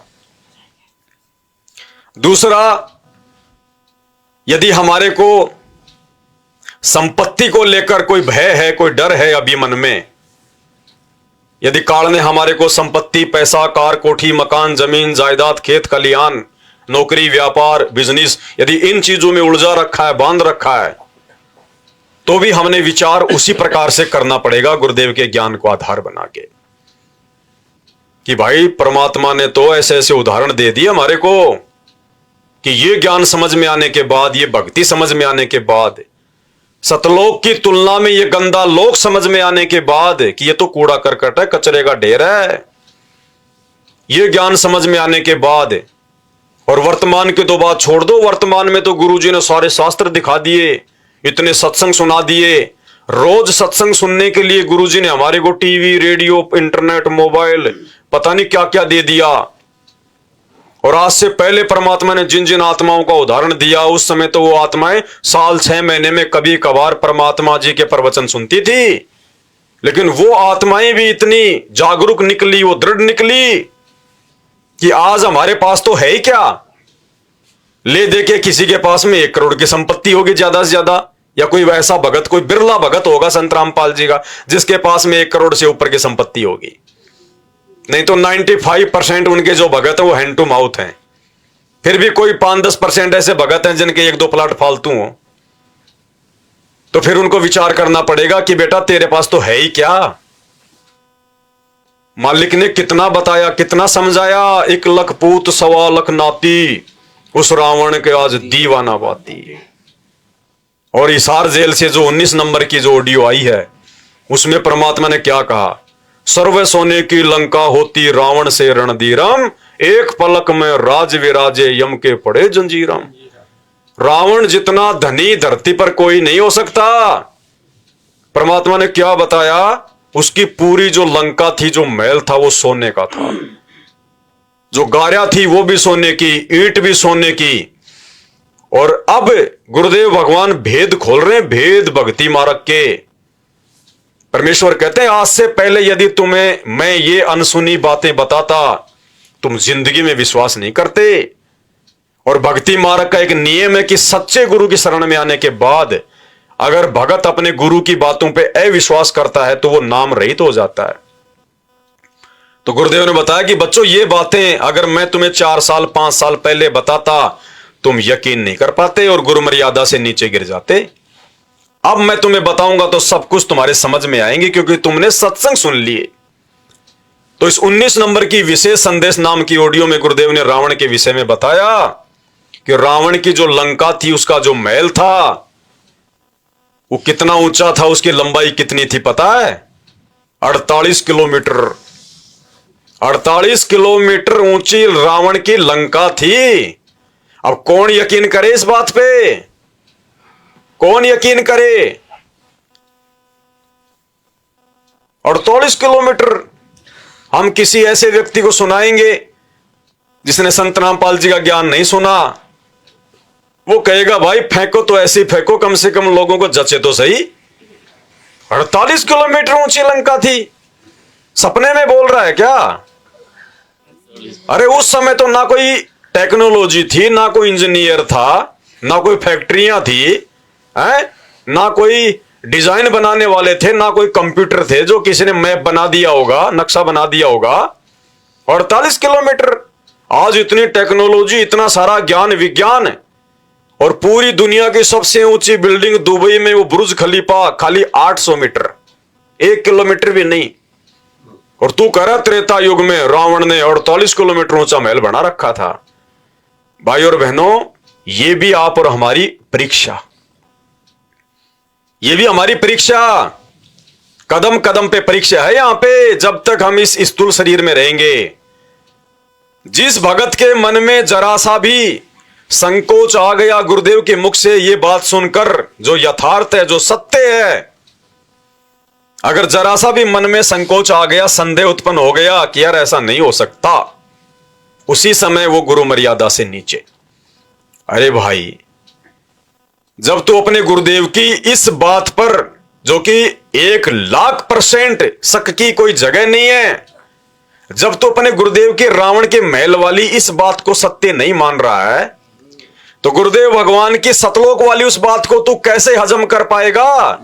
जो गुरुदेव ने बताया कि बच्चों, सतलोक में तुम्हारे जो महल खाली पड़े हैं, एक एक महल ने इतनी जगह घेर रखी है, ये पृथ्वी भी छोटी है, इस धरती से बड़े बड़े तुम्हारे महल है वहां पर। तो इस बात को तो हम कौन से दिन हजम करेंगे? और गुरुदेव की बात हजम नहीं हुई तो सतलोक क्या खाक जाएंगे? कहे कबीर सुनो भाई साधो, मैं तो हूं विश्वास में। अगर गुरुजी कह दे कि बेटा रावण की सोने की लंका 12 लाख किलोमीटर ऊंची थी, तो बिल्कुल गुरुजी थी, बिल्कुल परमात्मा थी, निसंदेह थी। आपने कह दिया परमात्मा सत्य, परम सत्य, भले हमारी बुद्धि स्वीकार करे या ना करे, लेकिन गुरुदेव ने जो कह दिया वो सत्य है, क्योंकि वो अविनाशी परमात्मा है, वो अंतर्यामी है, वो सर्वद्रष्टा परमात्मा है, वो भूत भविष्य वर्तमान लोक परलोक सब कुछ जानने वाला है। हमने यकीन करना पड़ेगा। ये 28 साल से 30 साल से ये ज्ञान परमात्मा ने विश्वास करवाने के लिए ही दिया है। तो इन बातों पर फिर हमने विचार करना पड़ेगा कि भाई तेरा तो खाली एक 200 गज का प्लाट है जिसमें चूहे बिल बना के रह रहे हैं, तेरी औकात उसकी 4 दीवारी जो है वो करवाने की भी नहीं है, हैं? और उस प्लाट को तू दिन में 3 बार पड़ोसियों को फोन करके पूछता कि जी मेरी प्रॉपर्टी तो ठीक है, किसी ने कोई जो है कचरा वचरा तो नहीं डाल दिया मेरे प्लाट में, किसी ने कोई जो है कब्जा तो नहीं कर लिया मेरे प्लाट में, कोई ग्राहक आया कि नहीं आया, कोई अच्छा पैसा लगाने वाला, बस इतना सा। और फिर हमें परमात्मा ने क्या बताया? बलक बुखारे का बादशाह अब्राहिम सुल्तान, अथाह संपत्ति, 18 लाख घोड़े। और गुरुदेव ने बताया कि जब वो सवारी के साथ में निकलता था हाथी घोड़ों पे, तो इसी विशेष ऑडियो में परमात्मा ने बताया कि सूरज भी दिखाई देना बंद कर देता उनके हाथियों के पैरों की धूल से। ऐसे धूल का गुब्बारा छा जाता था जैसे कोई काली घटा छा गई हो। उसमें राजाओं की महिमा होती थी वो, कि उसके पास इतने घोड़े इतने हाथी। जब वो चलता था तो वो गर्द उठती थी, सूरज दिखाई देना बंद कर देता था। और मालिक ने बताया कि जब वो निकलता था अपनी पालकी लेके, अपनी सवारी लेके, तो उसके इतने ठाठ बाट थे, उतने ऐसो आराम थे, देवताओं का राजा सुरपति इंद्र भी नीची गर्दन कर लेता था कि इतने ठाठ बाट तो मेरे भी नहीं है। तो भाई उनकी तुलना में हमारे पास में वो 250 गज का प्लाट क्या है, ऊंट के मुंह में जीरे का भी नहीं है, जिसके ऊपर हम फूले फिर रहे हैं। 4 बीघा 5 बीघा 20 बीघा खेत हो गया, 4 साल बरसात ना हो, उसमें चूहे बिल बना के रहेंगे, तेरा जाने का मन नहीं करेगा। तो हमने विचार करना पड़ेगा इन चीजों पे। फिर परमात्मा ने बताया, बेटा कौन सी संपत्ति, कौन सी संपत्ति, वो एक किला 1 हेक्टर 3 एकड़ 4 बीघा जो भी मान लो, वो जमीन का टुकड़ा। बेटा जब से ये सृष्टि बनी है तब से वो जमीन वही है, लेकिन उस जमीन पे लाखों अरबों लोग रजिस्ट्रियां करवा करवा के मेरा मेरी करके चले गए। वो जमीन आज भी वहीं पड़ी है, किसी की नहीं हुई वो। ये तो समर्थ की संपत्ति है, ये संपत्ति है राम की, अपना कहे वो गंवार, ये परमात्मा की है। 2 जग धक्के खाएगा नाहक बेगार। तो इन बातों को हमने विचार करना पड़ेगा। ये सत्संग परमात्मा ने टाइम पास के लिए नहीं सुनाए। अंतिम समय में हम तैयार हो जाएं निसंदेह, चाहे हमारा 20 लाख का कोई एग्रीमेंट करना हो। आज हमने कोई प्लाट का 20 लाख का, कि कल मेरे को 20 लाख रुपया मिलेगा, ये प्लाट मैंने बेचना है, इतना मुझे इसमें प्रॉफिट हो रहा है। और उसके 2 घंटे पहले आके गुरुजी कहते कि बेटा चल, अच्छा मौका है, विमान खड़ा है, 2 सीट खाली है। तो उस समय हमारा क्या रिएक्शन हो? उसी समय नंगे पैर तो नंगे पैर, भूखा पेट तो भूखा पेट। पीछे चाहे औरत एला मार रही हो, चाहे कोई कुछ कह रहा हो, चाहे एग्रीमेंट करने वाले बैठे हो, पीछे मुड़ के भी नहीं देखना कि भला हुआ परमात्मा, भला हुआ मेरे मालिक, नहीं तो उनको कहां कहां ठिकाने लगाता, कहां कहां रखता, क्या क्या करता, चलो बंदी छोड़। इस प्रकार से भाई और बहनों हमने पीछे मुड़ के बिल्कुल नहीं देखना है। ये विचार करना पड़ेगा, हमने ये चिंतन करना पड़ेगा इन बातों पे। अब ये संपत्ति उस परमात्मा की है, 21 ब्रह्मांड इस काल को भी भीख में दे रखी है, उसकी भी नहीं है। जो यहां का नकली भगवान है, फिर आप और हमारी तो हो कैसे जाएगी? तो इन बातों पे हमने विचार करना पड़ेगा, चिंतन करना पड़ेगा। दूसरा, और ज्यादा चिंतन मनन करने के लिए गुरुदेव ने हमें कुछ फॉर्मूले बताए, संकल्प का, समर्पण का। अगर हम कोई चीज अपने गुरुदेव को समर्पित कर देंगे, अगर हम उनको संकल्प कर देंगे, तो धीरे धीरे धीरे धीरे गुरुदेव भगवान उस चीज से हमारा मोह हटा देंगे। कारण वो चाहे कुछ भी बनाए, क्योंकि हमने राम की संपत्ति राम को समर्पित कर दी। कि परमात्मा पिंड प्राण जिन दिन ने दाना, और गरीब दास जाको कुर्बाना। ये परमात्मा संपत्ति तो छोड़ो, ये शरीर भी, ये श्वास भी आप ही के द्वारा मुझे दान में दी गई है परमात्मा। जब मेरा शरीर मेरा नहीं है तो परमात्मा ये नश्वर संपत्ति मेरी कहां से हो जाएगी? तो रोज हम लोग नित्य नियम पढ़ते हैं, और बार बार परमात्मा हमें क्या कहते हैं, हमें क्या समझाते हैं कि ये जो नित्य नियम है जो तुम रोज करते हो, ये कोई सामान्य चीज नहीं है, ये कोई परमात्मा की सामान्य वाणियां नहीं है। आदरणीय गरीबदास जी महाराज जी के अमर ग्रंथ में, सदग्रंथ साहिब में 24,000 वाणियां, जो चारों वेदों को मिला के भी ज्यादा है। उन वाणियों में से गुरुदेव भगवान ने हमें ये नित्य नियम का ये गुटका बना के दिया है, ये भक्ति बोध, रोजाना पाठ करने के लिए। और पाठ करने के लिए क्यों कहा परमात्मा ने? इसका जो मूल्य है परमात्मा ने वो रखा है नित्य नियम। पैसा नहीं रखा कि 15 रुपए जो आपको दिए जाता है इन आश्रमों में, 10 रुपए 15 रुपए, नहीं। परमात्मा ने इसका मूल्य रखा, नित्य नियम पाठ लिखा हुआ इसके ऊपर। परमात्मा ने कहा कि बच्चों इसको रोजाना इसको पढ़ना है। अगर तुम अक्षर ज्ञान युक्त हो, तुम्हारी आंखें ठीक हैं, शरीर स्वस्थ है, तो तुमने हाथ में लेके इसको पढ़ना है। जो लाभ इसको हाथ में लेके इसको पढ़ने से मिलेगा, वो लाभ मोबाइल में लगा के बाथरूम में जाकर बैठने से नहीं मिलेगा, चलते फिरते खाते पीते आरतियां करने से नहीं मिलेगा। पाठ करेंगे, शब्दों पे ध्यान देंगे तो चिंतन मनन करेंगे, दिमाग में चीजें बैठेंगी। तो परमेश्वर ने हमें क्या बताया कि ये जो नित्य नियम है ये थर्मामीटर है, अपने आप को जांचने का, अपने आप को परखने का कि अभी हम गुरुदेव भगवान के वचनों पर कितने चल रहे हैं, कितने चलने के लायक हुए हैं। हम खाली रोजाना सुबह सुबह उठ के मजबूरी में कि यार ये तो गुरुजी का आदेश है करना पड़ेगा, हम खाली फॉर्मेलिटी या औपचारिकता कर रहे हैं, या गुरुदेव का आदेश मानकर कि अमर ग्रंथ से में परमात्मा ने, सदग्रंथ से भी ये 100, 150, 200 वाणियां चुन चुन के दी है परमात्मा ने, क्रीम में से परमात्मा ने क्रीम निकाल के दी है। असली सदग्रंथ साहिब है ये, असली सदग्रंथ साहिब। मालिक ने बताया कि जो गरीबदास जी का जो ग्रंथ साहिब है वो तो जंगल है, जंगल है, और जंगल में से मैंने तुम्हारे को जड़ी बूटी तोड़ ताड़ के कूट काट के एक शीशी में डाल दी मैंने दवा। ये नित्य नियम जो करते हैं हम 3 समय की आरती, ये दवा है।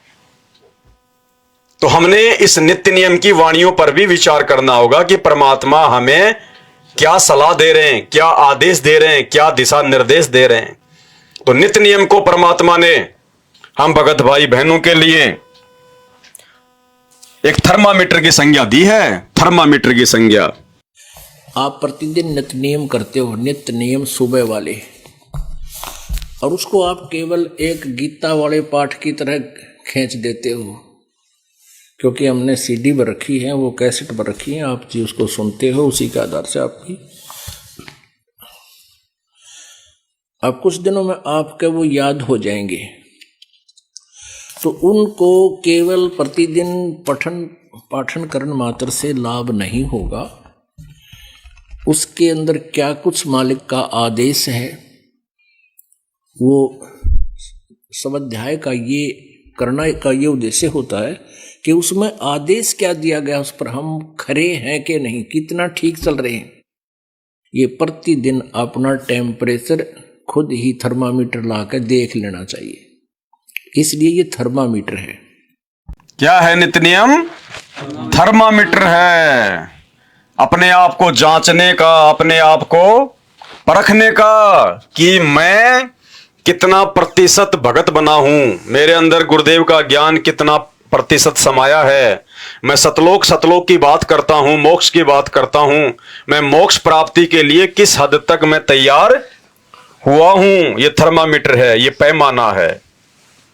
तो परमेश्वर ने इस थर्मामीटर में, इस नित्य नियम में वाणी संख्या 49 और 50 में हमें क्या आदेशित किया है, कैसे हमारी मोह ममता यहां की नश्वर संपत्ति से, बेटा बेटी से, कार कोठी से, माता पिता से, रिश्तेदारों से, इन चीजों से हटेगी।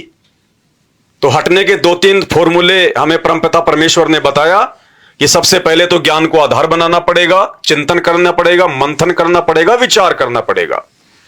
दूसरी चीज, हम परमात्मा को कुछ चीजें संकल्प करते हैं। जब हमने नाम दीक्षा लेके गुरु मर्यादाओं में बंद कर अपने आप को ही परमात्मा को संकल्प कर दिया, समर्पित जो है वो कर दिया कि परमात्मा आज से मैं आपका बेटा और आप मेरे गुरु। परमात्मा ने हमें क्या बताया? शब्द गुरु चित चेला रे। शब्द गुरु यानी गुरु जी ने हमें जो शब्द दे दिया, जो ज्ञान दे दिया, जो आदेश दे दिया, वो है हमारा गुरु। ये नित्य नियम है हमारा गुरु। और चित चेला रे, चित यानी मन, इस मन को हम गुरु जी के आदेशों पे आरूढ़ कर दें कि हमें गुरु जी जो इन वाणियों के माध्यम से, शब्दों के माध्यम से जो आदेश दे रहे हैं, हम अपने मन को इस पे लगा दें, मन को हम इनके अनुसार ढालें। तो शब्द गुरु चित चेला रे। तो परमात्मा ने हमें इस नित्य नियम में 2 वाणियों के माध्यम से, वाणी संख्या 49, गरीब शीश तुम्हारा जाएगा, कर सतगुरु को दान, और मेरा मेरी छोड़ दे यूं ही कोई मैदान। हमें रोज परमात्मा पढ़ाते हैं, रोज हमें याद दिलाते हैं, जो हमारे को भूल पड़ जाती है कि बेटा यहां तेरा कुछ नहीं है, तो फालतू में मेरा मेरी के पीछे लग रहा है। एक सेकंड का भरोसा नहीं, कब तेरा एक्सीडेंट हो जाए, कब तेरे ऊपर कोई हमला हो जाए, कब तेरे को कोई रोग आके घेर ले, हॉस्पिटल से तेरी डेड बॉडी आएगी। तू खुद तो अपने आप में जो है वो सुरक्षित नहीं है, और तूने प्लाटों के बाउंड्री जो है वो करवा रखी है, जो है मतलब 20-20 फुट की। तो इन बातों पे हमने विचार करना पड़ेगा।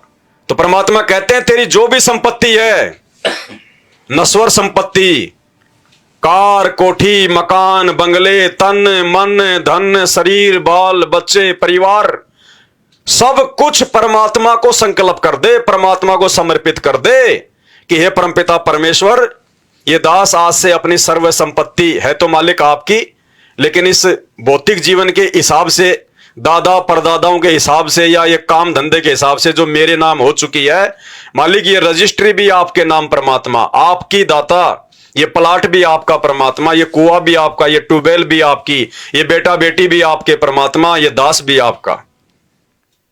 मालिक हम सब अपने आप को आपको संकल्पित करते हैं परमात्मा। तो कहते हैं साधु भूखा भाव का, धन का भूखा नहीं। वो धन भी परमात्मा आप ही को दे देगा वापस, और उस धन को बरतने की जो सद्बुद्धि जो हमारे को नहीं थी वो फिर देगा परमात्मा, जब हम परमेश्वर को ही वो चीजें संकल्प कर देंगे कि परमात्मा ये गाड़ी आपकी, मैं तो आपका ड्राइवर हूं मर मालिक, ये मालिक मैं तो आपका नौकर हूं परमात्मा, मैं तो आपके एक जो है सेवक के रूप में हूं परमात्मा, ये खेत मालिक आपका, आपके नाम परमात्मा, मैं तो केवल आपका एक मजदूर हूं, अपना पेट भर रहा हूं मालिक इससे मैं। तो इस प्रकार से गुरुदेव ने हमें बताया कि अगर इस काल के जाल से मुक्त होना चाहते हो, सतलोक जाना चाहते हो, तो तुमने हर वस्तु अपने गुरुदेव भगवान को समर्पित करनी होगी। और कल को यदि वो वस्तु तुमसे कोई छीन लेता है, कोई धोखाधड़ी कर लेता है, तो उस समय तुम्हें जरा भी दुख तकलीफ परेशानी नहीं होनी चाहिए, लड़ाई झगड़ा मनमुटाव नहीं होना चाहिए, क्योंकि जब तूने संपत्ति परमात्मा को संकल्पित कर दी तो हिसाब किताब परमात्मा करेगा अगले से। तू नहीं है फिर ठेकेदार बीच में मुकदमा करने वाला, केस पानड़े करने वाला, लड़ाई झगड़ा करने वाला। तूने मेरे खेत का ये खुड जो है वो कैसे दबा लिया, तूने मेरे खेत में था ये पेड़, तूने कैसे इसको अपनी तरफ कर लिया। ये काम फिर भगत के नहीं बताई परमात्मा ने। मालिक ने कहा फिर उस समर्पित कर दो उस परमात्मा को, फिर वो मालिक देखेगा, फिर वो समर्थ का काम है फिर। तो कहते हैं शीश तुम्हारा जाएगा कि नालायक तेरे को तो वैसे भी मरना है, ना तू साथ में लेके जाएगा, ना आज से पहले कोई लेके गया। तो कहते हैं शीश तुम्हारा जाएगा, कर सतगुरु को दान, दान कर दे, मालिक को समर्पण कर दे, और मेरा मेरी छोड़ दे कि वो मेरा, ये भी मेरा, ये मैंने कमाया, ये मैंने वो किया। तो परमात्मा कहते हैं मैं करे सो मारिए और तू करे सो छूट बे। अगर किसी चीज को ये कहेगा कि ये मेरी है, ये मैंने कमाया, या अहंकार भाव से, वैसे नहीं। अब कोई पूछेगा जी बेटा किसका, तो ये तो बोलना पड़ेगा जी ये तो मेरा ही है, या फिर ऐसे कर दीजिए तो मतलब दास का है।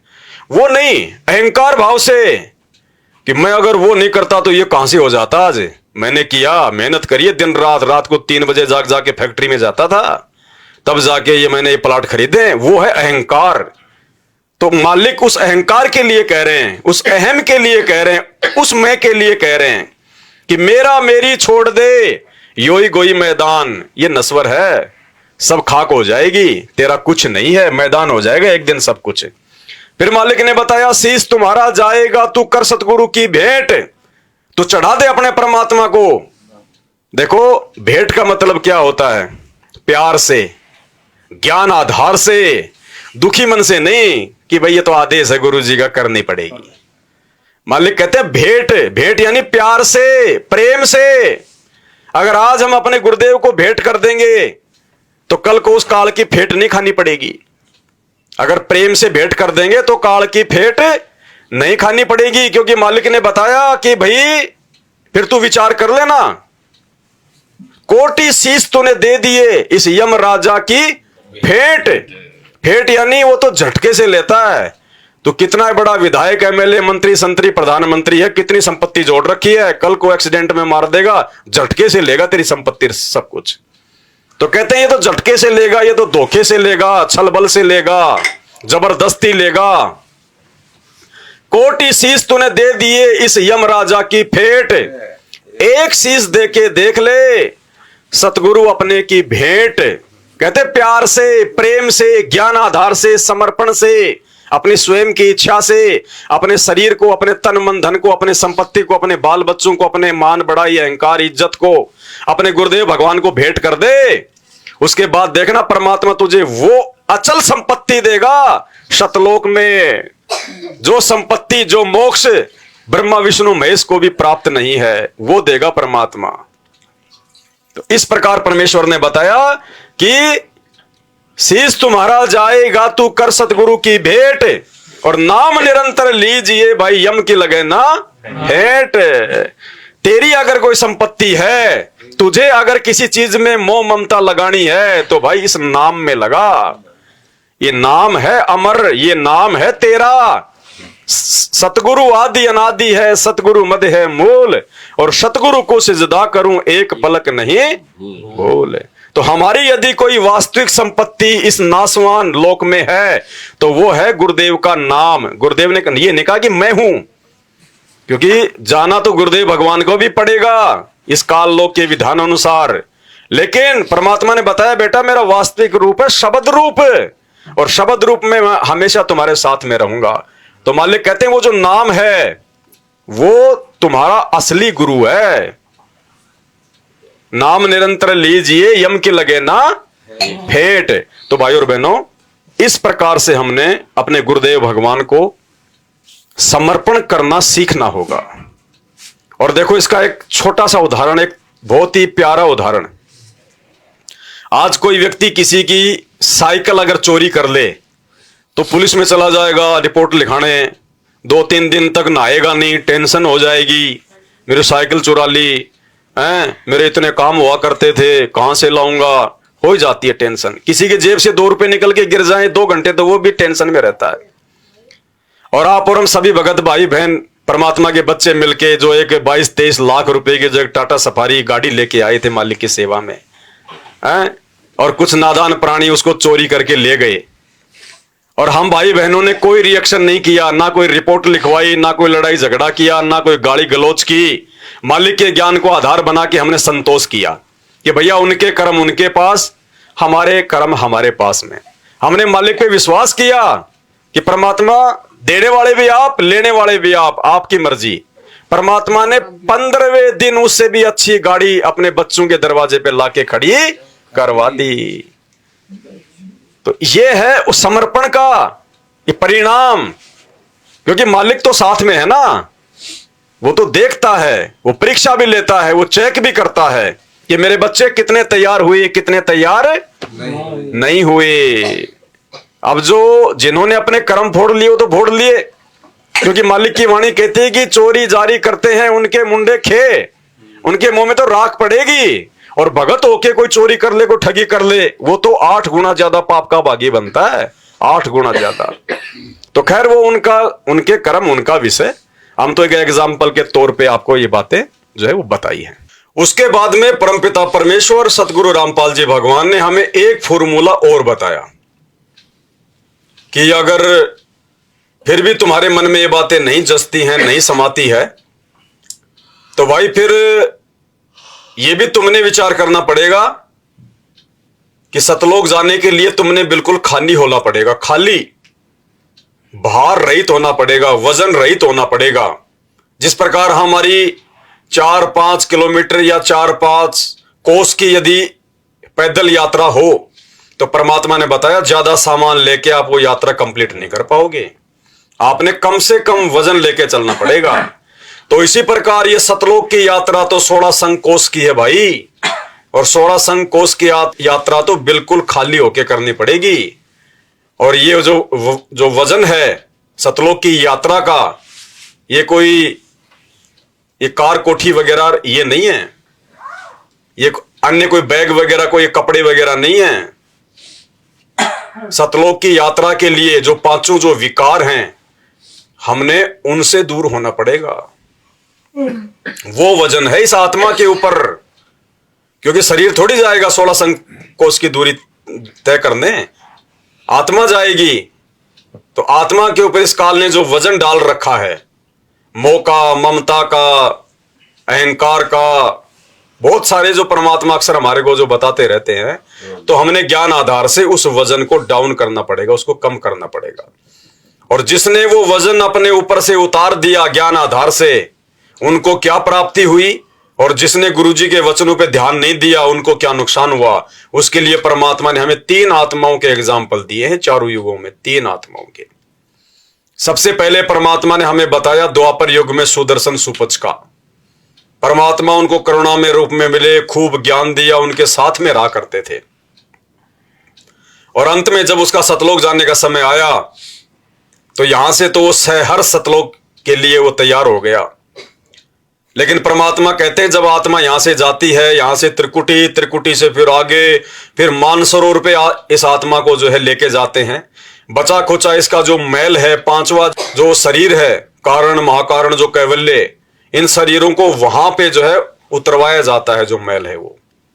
तो उस समय आत्मा से परमात्मा ये पूछता है कि भाई अभी भी अगर तेरी कोई इच्छा है, तेरी कोई कामना है, बेटा में, बेटी में, कार में, कोठी में, संपत्ति में, उस गंदे लोक में, तो भाई अभी भी बता दे, मैं तेरी वो इच्छा भी मैं तेरी पूरी करूंगा। यानी आत्मा को परमात्मा चेक करता है कि कहीं इसके मन में थोड़ी बहुत कोई गुंजाइश तो नहीं है।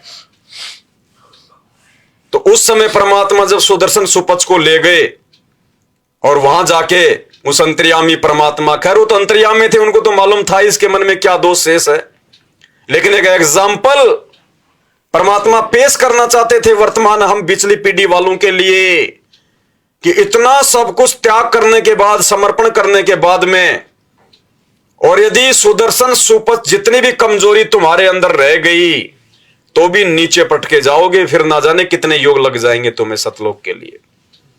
तो सुदर्शन ने कहा कि भगवान वैसे तो आप अंतर्यामी है, आपकी मौज परमात्मा, आपने इतना ज्ञान दे दिया, अब इस गंदे लोक में रहने की कोई इच्छा थोड़ी है, लेकिन मालिक एक मेरी आपसे प्रार्थना है। क्या भाई? मेरे माता पिता बहुत अच्छे थे और मैंने बहुत समझाया उनको, लेकिन वो आपका ज्ञान नहीं समझे, आपकी शरण में नहीं आए, लेकिन मुझे उन्होंने कभी भी भक्ति के लिए मना नहीं किया। हे परमात्मा, मेरी तो कोई इच्छा नहीं है, लेकिन मालिक अगर कभी किसी जन्म में सूत बैठ जाए तो परमात्मा मेरे माता पिता का देख लेना। तो मालिक समझ गए कि है तो ये भी कमजोरी बेटा, यहां आके भी तेरे को माता पिता की चिंता जो है वो सता रही है, जबकि वो तो तेरे से पहले मर चुके थे। तो मालिक ने कहा कि ठीक है बेटा, तू अपने आगे का ध्यान रख, उनका भी करेंगे। वचन दिया उसको, परमात्मा ने विश्वास दिलाया, और उस छोटी सी कमजोरी के चलते अपने माता पिता की चिंता, उनके उद्धार की चिंता, उनके आत्म कल्याण की चिंता, वो सुदर्शन सुपच के लिए गले की हड्डी बन गई। वापस उसको परमात्मा ने पृथ्वी लोक पे ही पटकना पड़ा। भाई और बहनों, ये एग्जाम्पल परमात्मा ने इसलिए कोड किया ताकि वर्तमान की पिछली पीढ़ी में जो गलतियां हमसे पहले हमारे भगत भाई बहन कर चुके हैं और उन गलतियों की सजा वो वर्तमान तक पा रहे हैं, हमसे उतनी चूक भी अब की बार ना हो जाए, जरा सी भी। और परमेश्वर ने हमें समझा दिया कि माता पिता का ऋण, क्योंकि माता पिता ने हमें जन्म दिया, हमें संसार में, माता पिता का ऋण कोई भी प्राणी नहीं चुका सकता। माता पिता का ऋण यदि कोई चुका सकता है तो सतगुरु रामपाल जी भगवान का भगत चुका सकता है। और वो ऋण चुकाने के लिए कोई संपत्ति दान करने की जरूरत नहीं, माता पिता के लिए बहुत बड़ा कोई प्लाट कोई खरीद के 2-4 नौकर छोड़ के उसकी सेवा करवाने की आवश्यकता नहीं। परमेश्वर ने बताया कि इस दुनिया में सबसे बड़ा जो धर्म है वो है आत्म कल्याण का, आत्म प्राण उद्धार ही, और धर्म नहीं दूजा। अगर हम किसी का आत्म का उद्धार करवा दें, उसका मोक्ष करवा दें, उसका आत्म कल्याण करवा दें, सच्चे सतगुरु से उसको जोड़ दें, तो कहते हैं उससे बड़ा धर्म दुनिया में कोई नहीं है। तो भाई और बहनों, हम अपने माता पिता को सतगुरुदेव से जुड़ने के बाद हम सब की इच्छा होती है कि मेरे रिश्तेदारों को भी जोड़ दूं, भाई बंधु को भी जोड़ दूं, माँ बाप को भी जोड़ दूं। तो यदि हम अपने माता पिता को अपने गुरुदेव भगवान से ज्ञान समझाकर या उनसे कहकर प्रार्थना करके यदि हम उनको नाम दिलवा देते हैं, एक बार यदि हम उनको गुरु की शरण से जोड़ देते हैं, उसी समय भाई और बहनों हमारा वो मात्र ऋण, वो पितृ ऋण जिसको उतारने में असंख्य युग बीत जाते हैं, एक क्षण में परमात्मा अपने भगत को भार युक्त कर देता, भार मुक्त कर देता है एक क्षण में। और यदि आपके माता पिता आपके बार बार रिक्वेस्ट करने से नाम दीक्षा नहीं लेते हैं तो भी परमात्मा कहते हैं कि तू माता पिता के ऋण से मुक्त हो गया, क्योंकि तूने उनको मोक्ष का रास्ता दिखा दिया। अब वो भले ही अपने कमजोर संस्कारों के चलते ना जुड़े, लेकिन तूने तो उनको मोक्ष का रास्ता दिखा के और माता पिता के ऋण से मुक्त हो गया। तो अब इस ज्ञान आधार से अब हमने वो गलती नहीं करनी जो सुदर्शन सुपच ने कर दी। या तो माता पिता को परमात्मा से जोड़ दीजिए, अगर नहीं मानते हैं तो बार बार हम उनसे प्रार्थना जो है वो करते रहे, तो हम भार मुक्त हो गए। और यदि हमारे से पहले हम गुरुदेव भगवान की शरण में आए, उससे पहले यदि हमारे माता पिता का इंतकाल हो गया, उन्होंने शरीर छोड़ दिया, अब सोचेंगे कि अब कैसे उद्धार हो, अब कैसे हम माता पिता के ऋण से मुक्त होंगे। तो परमेश्वर ने हमें ज्ञान आधार से बताया कि जब एक भगत नाम दीक्षा ले लेता है तो ये परमात्मा का विधान है, ये उनका रूल है, ये उनका नियम है। जो भगत एक बार सच्चे गुरु से नाम दीक्षा ले लेगा तो कहते हैं उसकी 7 पीढ़ियां तो पहले वाली वो पार होंगी, उनको परमात्मा मानव जन्म देगा भगत के 7 पीढ़ियों को जो पहले जा चुके हैं दादा परदादा, और 101 पीढ़ी उसकी आगे वाली परमात्मा पार करेगा। तो भाई और बहनों, इसलिए परमात्मा ने आज हमें इतना ज्ञान दिया कि हमारे को ये मोह ममता, माता पिता की चिंता, बाल बच्चों की चिंता, संपत्ति की चिंता, किसी भी प्रकार से ये काल हमारे को तोड़ ना सके, हमारे को ये रोक के ना रख सके। हर प्रकार से परमात्मा ने हमारी शंकाओं का समाधान कर दिया है। तो अब हमने वो गलतियां भी नहीं करनी जो गलतियां द्वापर युग में भगत सुदर्शन सुपथ जी कर चुके थे। उसके बाद में परमात्मा ने हमें त्रेता युग में इंद्रमती का उदाहरण दिया। इंद्रमती के पास परमात्मा गए, ज्ञान समझाया, नाम दिया, 80 साल की हो गई। एक दिन परमात्मा ने कहा कि बेटी क्या इच्छा है? बोले चलो परमात्मा आपकी बेटी तैयार है, अब कोई इच्छा रहेगी कोई? यहां शरीर ढंग से काम जो है वो कर नहीं रहा है, बेटा बेटी अपना काम कर रहे हैं, सब ठीक ठाक हो गए, ले चलो परमात्मा आपकी बेटी तैयार है। चल, मालिक ने शरीर छुड़वा दिया, ले गए वही मानसरोवर। वहां जाने के बाद परमात्मा ने कहा कि बेटी देख ले, अभी भी कोई मन में कोई खरपतवार, कोई इच्छा, तो वो सेम टू सेम कहानी सुदर्शन वाली। बोले मालिक आपने इतना ज्ञान दे दिया, अब भी कोई जिज्ञासा कोई शेष रहेगी। पर परमात्मा एक छोटी सी मेरी विनती है। क्या बेटा? वो मेरा राजा था ना, वो बहुत धार्मिक आदमी था, बहुत अच्छा आदमी था, वो खुद भक्ति नहीं करी, लेकिन मेरे को कभी दान पुण्य करने से, भक्ति करने से नहीं रोका उसने। ये मालिक कदे किसी जन्म में उसका सूत बैठा है तो उसने भी निकम्मे ने अपनी शरण में। तो मालिक समझ गए भैया अभी भी इसके चुंबक वाले गुण जो है इसमें विद्यमान है, इसको खींच रहा काल। ये उसका जो पति है वो इसके लिए अभी भी काल बना हुआ है, मोह ममता इसकी फंसी हुई है। तो परमात्मा ने उसको भी विश्वास दिलाया और कहा कि बेटा चिंता मत कर, तू आगे अपना सफर जारी रख, उनको मैं पार जो है वो करूंगा। और जबकि उसको दिखाया परमात्मा ने उसी समय, वहीं से परमात्मा ने उसको दिव्य दृष्टि देके तुरंत परमात्मा नीचे आए और राजा के चारों तरफ काल के दूत आ गए, उसकी टट्टी पेशाब निकल गई। थोड़ी दूर बाद में उसको जो है परमात्मा दिखाई दिए, हे महाराज जी बचा लो, हे महाराज जी बचा लो। बोले ना कर, बोले पार्टी, तू तो कह रहा था ना मैंने, बोले राजाओं के साथ मिलना पड़ता है, पार्टी करनी पड़ती है, तुम नहीं जानते राजकाज क्या होता है। ले अब कहां गए तेरे वो राजा, बुला ले उनको, ये महाराज बचा लो, गलती हो गई, रोवे चिल्लावे। तो परमात्मा ने कहा कि फटाफट पहले नाव ये टट्टी उट्टी साफ कर, पहले गंदा हो गया पूरा, राजा बन रहा था बड़ा आप में शेर सिंह। तो नहा धो के फटाफट बोले ये ले मंत्र और बैठ के जाप कर।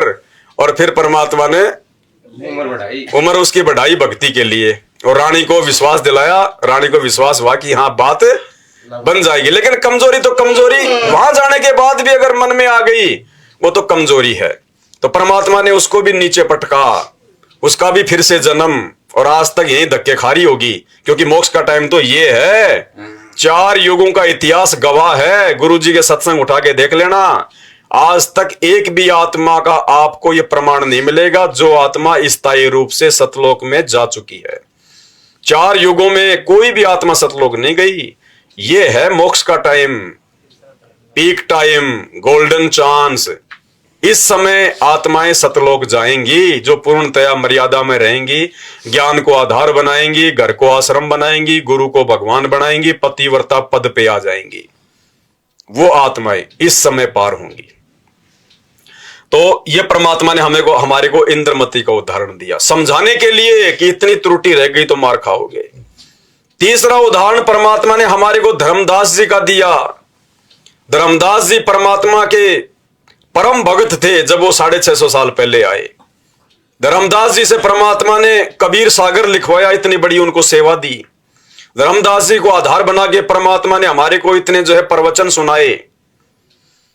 धर्मदास जी को परमात्मा ने सार नाम दिया, उसकी परीक्षा के लिए। असली सार नाम नहीं दिया परमात्मा ने, एग्जाम के लिए, परीक्षा के लिए एक उदाहरण पेश कर दिया परमात्मा ने कि अगर कच्चे घाव के ऊपर चीरा लगाएंगे तो उसका क्या परिणाम निकलेगा, ताकि आगे चल के धर्मदास की कहानी सुन के भगत जल्दबाजी ना करें कि गुरुजी सतनाम दे दो, गुरुजी सतनाम दे दो, गुरुजी सार नाम कब दोगे, सार नाम कब दोगे। अरे डॉक्टर को पता है अभी तेरे पैर के फोड़े की हालत क्या है, उससे छुपा हुआ नहीं है। तेरा काम है, डॉक्टर ने तुझे जो गोली दवाई दी, जो सावधानी दी, उसमें रह के अपना काम कर। जिस दिन तेरा फोड़ा पक जाएगा डॉक्टर अपने आप बुला लेगा कि हाँ बेटा आज आप चीरा लगाऊंगा। तो हमने जल्दबाजी नहीं करनी, हमने केवल परमात्मा से प्रार्थना करनी है कि परमात्मा आपके दास से कोई मर्यादा ना टूट जाए, परमात्मा आपकी सेवा में कोई जो है वो कमी ना रह जाए। बाकी तो मालिक का काम है, अंतर्यामी है वो। कहते हैं बिन ही रसना नाम चलत है, निर्वाणी से नेहा, और गरीब दास बोडल में दीपक छानी नहीं सनेहा। जब हम अपने गुरुदेव के सामने जाएंगे तो कहते हैं जैसे एक कागज के अंदर यदि कोई लाइट जो है जला दी जाए, कोई बल्ब जला दिया जाए तो उसकी रोशनी जो है छुपाई नहीं छुपती। तो भगत के अंदर भक्ति जो है कितनी वो प्रवेश हुई है, वो कितना कौन से मंत्र के लायक हुआ है, वो उसके सतगुरुदेव भगवान से छुपा हुआ नहीं है। अगर तैयार हो जाएंगे तुरंत परमात्मा उसी समय हाथ पकड़ के बैठा के नाम दे देगा कि ले बेटा ये अगला नाम।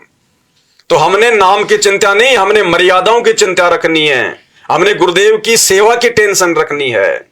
वो काम फिर परमात्मा का है। तो धर्मदास जी के माध्यम से परमात्मा ने एक उदाहरण पेश किया कि अगर धर्मदास जितनी भी कमजोरी तुम्हारे अंदर पिछली पीढ़ी में रह गई तो भी मार खा जाओगे। और इतना ज्ञान दिया धर्मदास को परमात्मा ने, इतना परमात्मा उसके साथ में रहे।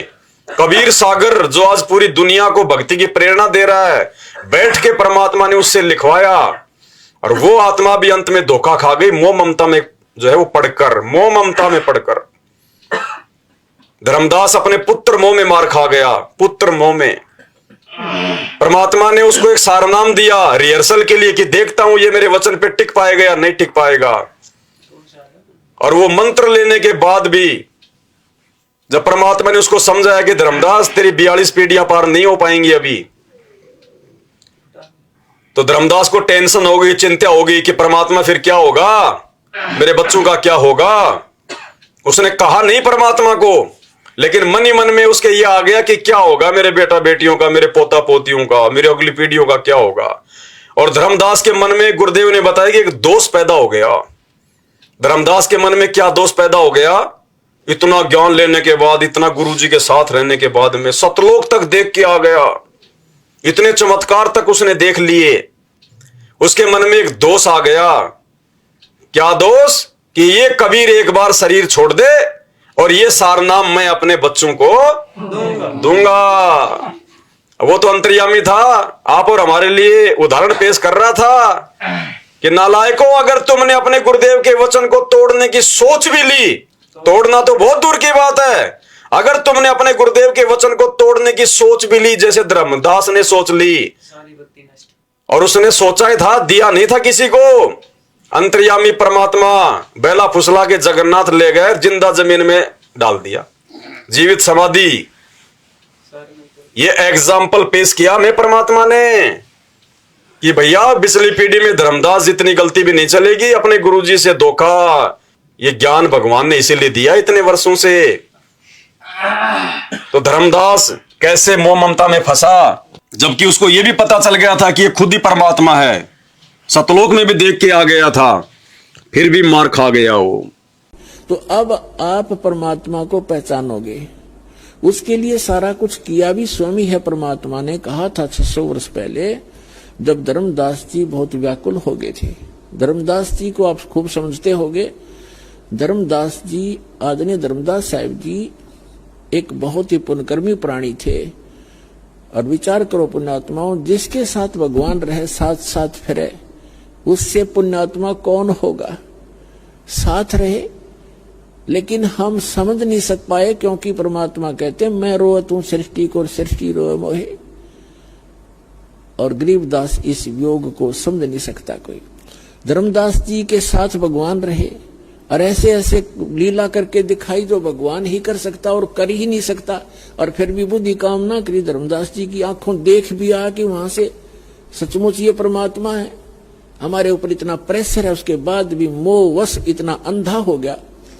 जब परमात्मा ने कहा कि धर्मदास मेरी लाख दुहाई, धर्मदास मेरी लाख दुहाई, ये मूल ज्ञान कई बार न जाई। जो मैंने तुझे ज्ञान, मूल ज्ञान दिया है, वास्तविक ज्ञान दिया है, इसका अभी कहीं चर्चा ना करना।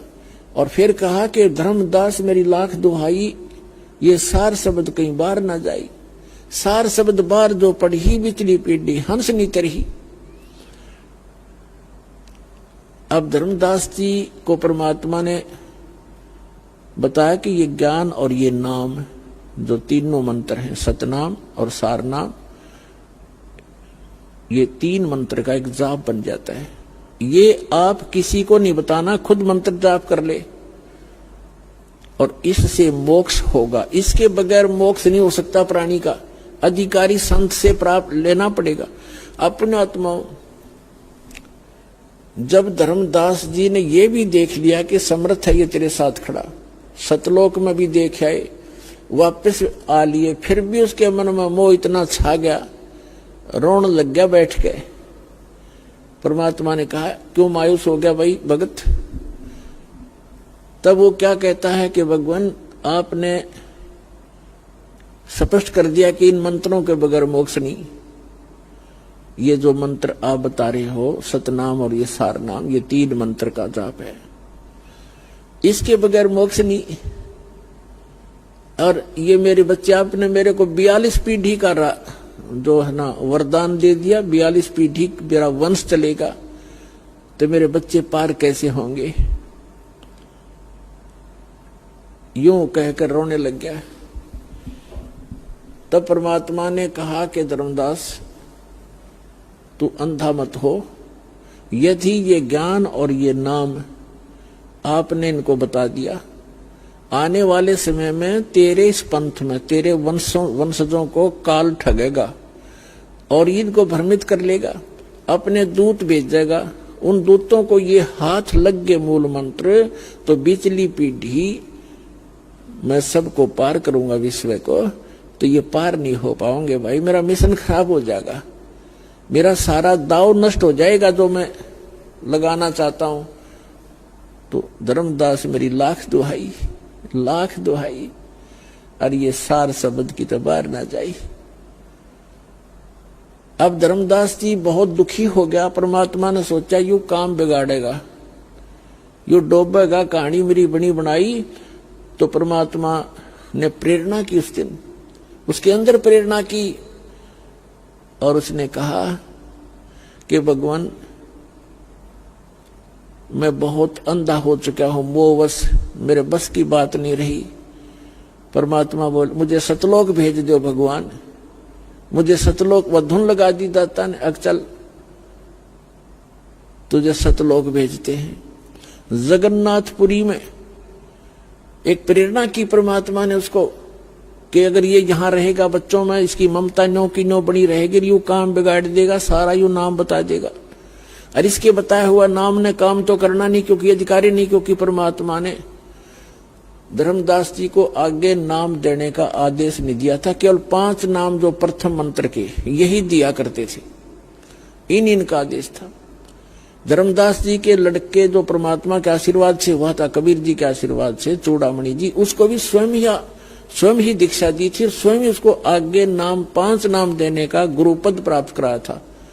5 नाम कौन से? जो आपको प्रथम मंत्र में दिए जाते हैं, फर्स्ट एंड लास्ट छोड़ के। फर्स्ट एंड लास्ट उस समय नहीं दिया जाता था। अब ये लंबी कहानी है, बार बार सत्संग सुनोगे तब आपको पता चलेगा कि प्रथम और लास्ट मंत्र उस समय क्यों नहीं दिया जाता था। ये सत्संगों में बताया जाएगा, लेकिन अब विषय दूसरा है। तो कबीर परमेश्वर जी ने कहा कि धर्मदास, मैं चारों युग में आता हूं और प्रत्येक प्राणी को जो एक बार मेरी शरण में आ गया उसको पार करके ही छोड़ता हूं। तो धर्मदास, जितनी गलती भी हमने करने से बचना है इस कलयुग की बिचली पीढ़ी में। तो भाई और बहनों, इतना सब कुछ परमात्मा ने हमारे को आध्यात्मिक मटेरियल दे दिया, इतना समझा दिया, इतना परमात्मा आज भी हमारे लिए संघर्ष कर रहे हैं, जेल में बैठे हैं हमारे लिए। और जेल में भी परमात्मा को हमारी इतनी चिंता, इतनी फिक्र, उनको चैन नहीं, वहां से भी परमात्मा 1-1 घंटे के सत्संग भेज रहे हैं। इनसे बड़ा हमारा हमदर्द, हमारा शुभ चिंतक और कौन हो सकता है? तो भाई और बहनों, अब हमने अपने परमपिता परमेश्वर जी को पहचानना है, और पहचान करके अब हमने उनके मिशन में सहयोग देना है। हमने उनके लिए बाधा बन के खड़ा नहीं होना, हमने उनका सहयोग देना है, ताकि परमात्मा का मिशन जल्द से जल्द कंप्लीट हो और हम सभी नीच आत्माएं जो सतलोक से धोखा करके इस गंदे लोक में काल के साथ आई हुई हैं, हम सब वापस अपने निज लोक, निज स्थान, निज घर सतलोक में चलें। लेकिन देखो काल का कितना भयंकर जाल, काल का कितना भयंकर दाव। अब परमात्मा यदि इतना प्रयास कर रहा है, इतना जोर लगा रहा है अपनी आत्माओं को सतलोक ले जाने के लिए, काल के जाल से छुड़वाने के लिए इतना संघर्ष कर रहे हैं, तो काल कोई चुपचाप थोड़ी बैठा रहेगा, शांति में थोड़ी बैठा रहेगा। वो परमात्मा से कहीं ज्यादा प्रयत्न कर रहा है, प्रयास कर रहा है। फर्क इतना है, परमात्मा साक्षात रूप में संघर्ष कर रहे हैं, प्रयास कर रहे हैं। काल स्वयं प्रकट नहीं होता, वो अपने एजेंटों के माध्यम से उनके अंदर प्रवेश करके या उनमें कुप्रेरणा करके, जिनकी मर्यादाएं टूटी हुई होती हैं, जो गुरु को मानुष मानते हैं, परमात्मा नहीं मानते, जो ज्ञान को आधार बना के भक्ति नहीं करते, जो मर्यादाओं में नहीं रहते, उन आत्माओं के अंदर प्रवेश करके काल अपना काम बड़े जोर शोर से कर रहा है। और निसंदेह आप सभी भाई बहनों को पता है कि पिछले 8 वर्षों में, 10 वर्षों में, सन 2014 के बाद, गुरुदेव के जेल जाने के बाद, संगत को किस प्रकार से काल ने गुरुदेव के कलयुगी परिवार के माध्यम से, इन कोऑर्डिनेटरों के माध्यम से लूटा है, ठगा है, मर्यादाएं तोड़वाई है, हजारों आत्माओं को अकाल मौत भेंट चढ़ाया है। और दिन प्रतिदिन किसी न किसी बहाने से वो आत्माओं को छलता रहता है, भक्तों की मर्यादाएं तोड़वाता रहता है। हाल ही आज एक पीला पर्चा काल प्रेरित सतलोक आश्रम मैनेजमेंट हरियाणा की ओर से संगत में वायरल किया गया है, क्योंकि आगामी 22 जनवरी 2024 को अयोध्या में राम मंदिर का शिलान्यास है।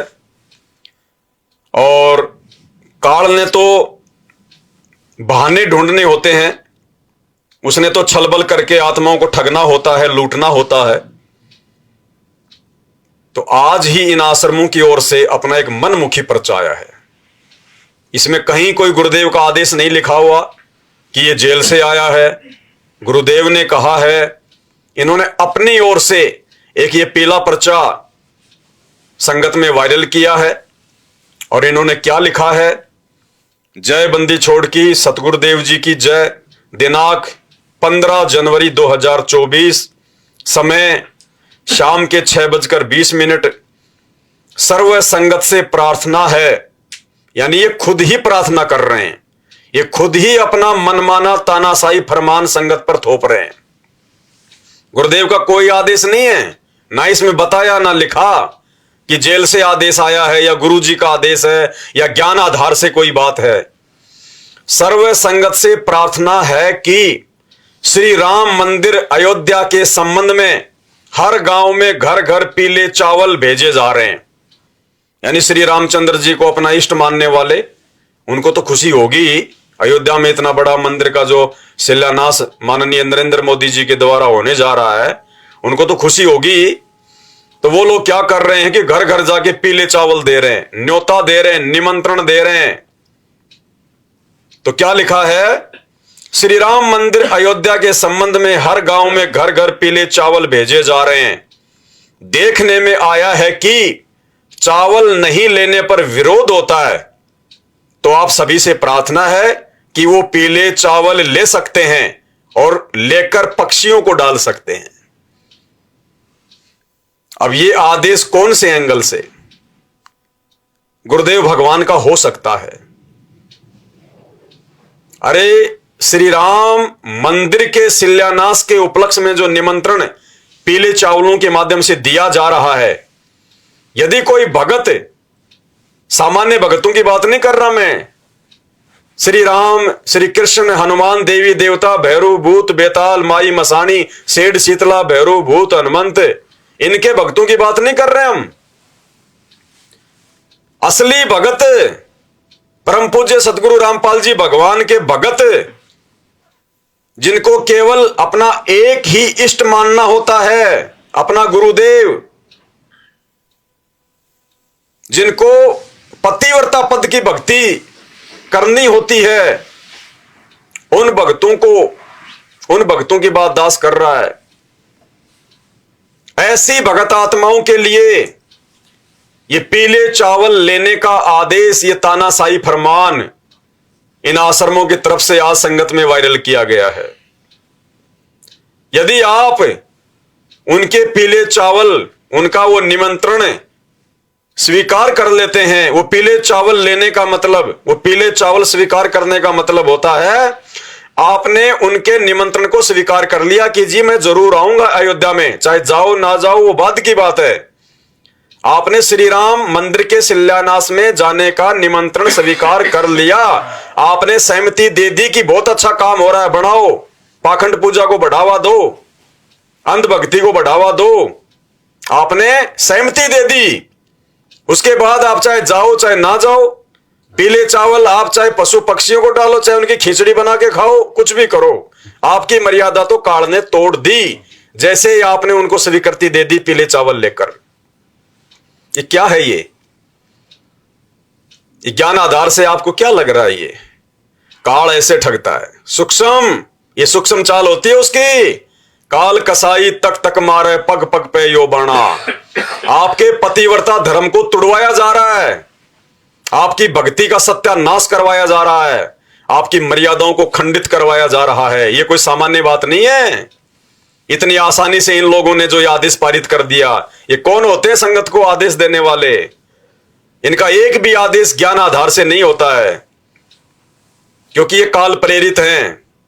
जो सतगुरु से जिसका कनेक्शन हट जाता है और जिसके सिर पर काल बैठ जाता है, वो सही गलत का निर्णय नहीं कर पाता, फिर उससे काल वही करवाता है जो काल चाहता है।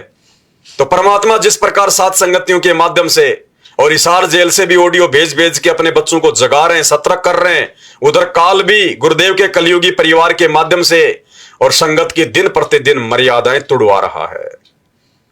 भाई और बहनों, हमारे इष्ट, हमारे राम, हमारे श्री राम, हमारे आदि राम परम पूज्य सतगुरु रामपाल जी हैं। राम राम सब जगत बखाने, आदि राम कोई बिरला जाने। अगर ये संदेश आप जी तक पहुंच रहा हो, जो भाई बहन उन आश्रमों से जुड़े हैं अपनी अज्ञानता के चलते, जो ज्ञान को आधार नहीं बना रहे हैं, तो भाई सतर्क हो जाना, सावधान हो जाना। क्या लिखा है इसमें? श्री राम मंदिर अयोध्या के संबंध में हर गांव में घर घर पीले चावल भेजे जा रहे हैं। देखने में आया है कि चावल नहीं लेने पर विरोध होता है। कह रहे हैं कि अगर तुम चावल नहीं लोगे तो वो लोग तुम्हारा विरोध करेंगे, तुम्हारे साथ में हो सकता है लड़ाई झगड़ा भी करें, गाली गलौच भी करें, धक्का मुक्की भी हो जाए। तो कह रहे हैं कि तुम चुपचाप चावल ले लेना। क्यों भाई, क्यों? कल को ये लोग श्री रामचंद्र जी के झंडे ये घर घर में लगवाएंगे दबाव डाल के, तुम लगाओगे क्या? वो वो सत साहिब का झंडा नीचे डाल के, नीचे उतार के तुम श्री राम का झंडा दबाव में आके अपनी पानी की टंकी पे लगाओगे क्या? ये तो मैनेजमेंट तो बोल देगा कि फेंक दो वो सत साहिब का झंडा, फेंक दो वो गुरुजी की फोटो वाला झंडा, आप श्री राम का झंडा लगा सकते हो। कल को फिर कोई दूसरी पार्टी आ जाएगी, वो दारू की बोतल लेके आएगी, बोलेगी जी पीना पड़ेगा, तो क्या दबाव में आके शराब भी पियोगे, दारू पियोगे? अरे दबाव का सामना करने के लिए, ज्ञान आधार से विरोध करने के लिए, संघर्ष करने के लिए तो भगवान ने 28 साल से यह ज्ञान दिया है। दुनिया से बुराई मोल ली है, 2-2 बार की जेल, दुनिया की गालियां, गुंडा बुंडा, किस लिए? देशद्रोही की उपाधि किस लिए? आप और हमारे से संघर्ष करवाने के लिए। भक्ति मर्यादा तुड़वाने वाले जो भी कर्म कुकर्म हैं उनका सामना करने के लिए। और आप आत्माओं को सहज में इतना कमजोर बनाया जा रहा है कि अगर वो दबाव दें, जबरदस्ती करें तो पीले चावल ले लो। ये ज्ञान आधार है ये। अगर बच सको तो बच लेना, नहीं तो दुर्गति होगी। 2028 से पहले दुर्गति। काल अपनी सूक्ष्म चाल खेल रहा है, भयंकर तरीके से भक्तों को मर्यादा विहीन कर रहा है, ताकि आने वाले समय में जिन जिन की मर्यादाएं वो तोड़वा दे, उनको सतगुरु रामपाल जी भगवान का किसी भी प्रकार का कोई संरक्षण प्राप्त ना हो। अरे 28 साल से 32 साल से गुरुदेव भगवान ये ज्ञान दे रहे हैं, तत्व ज्ञान दे रहे हैं, मर्यादाओं के लिए जागरूक कर रहे हैं। आज वो परमात्मा सहज में हमारी मर्यादाएं तोड़वा देगा। हमारे को संघर्ष करने की प्रेरणा देने वाला परमात्मा। और यहां तक हमें परमात्मा ने अपने सत्संगों में निर्देशित कर दिया, ज्ञान से, कहानियों से, चुटकुलों से। और क्या बताया परमात्मा ने? मर्यादाओं को लेकर अडिग रहने के विषय में, दृढ़ रहने के विषय में स्कूल का और बच्चों का एक उदाहरण दिया कि यदि कोई तुम्हारी बात नहीं मानता है तो तुमने भी उनकी बात नहीं माननी। क्या बताया परमात्मा ने इस छोटे से चुटकुले के माध्यम से? ने ऐसी मर्यादाएं फंसवा दी, हमारे चारों तरफ फैला दी और जकड़ रखा नो कति प्राणी को बुरी तरह। लेकिन विश्वास रखना इस मालिक के ऊपर, नाम लेकर संघर्ष शुरू करो। वही बात है, जब कोई आपका कुल के लोग, आप उनको समझाने की चेष्टा करो, भाई ये बात है, ये ज्ञान है, मेरे ही समझ में आ गया, और इसमें कोई त्रुटि है तो आप गहराई से देखो। आपको त्रुटि लगे तो मुझे बताओ, मैं त्याग दूंगा, न तुम आप भी लगो इस मार्ग को ग्रहण करो। तो वो नहीं मानते हैं तो आप जी ने भी उनकी बातों को नहीं मानना है। इतनी सी बात है। जैसे एक चुटकुला है, एक टीचर था, अध्यापक, बच्चे बैठा था और बच्चे वहीं उसकी क्लास में कोई शरारत कर रहा था, कोई कूद रहा था, कोई उछल रहा था। एक व्यक्ति ने जाके कहा कि मास्टर जी, ये बच्चे आपसे नहीं डरते, काहे का टीचर है? तो टीचर बोला, मैं क्या डर रहा हूं इनते, मैं भी ना डरता इनते। तो अब जब वो हमारे नहीं मानते तो हम भी नहीं मानना उनकी। तो इस मार्ग पर चलने के लिए आपने इस मर्यादा को दृढ़ रखना पड़ेगा। कबीर साहब कहते हैं, जब लग हंसा हमरी आना और काल लगे नी तेरा बाना। जब तक ये हंस, ये पुण्यात्मा हमारी आन में, मर्यादा में रहेगी, तब तक काल तेरा अटैक नहीं हो सकता किसी भी प्रकार का। तो इसने पता है इस बात का, तो ये सबसे पहले उस मर्यादा को भंग करवाता है। और इस भक्ति मार्ग में ये मर्यादा ऐसी समझ लो जैसी लक्ष्मण रेखा थी।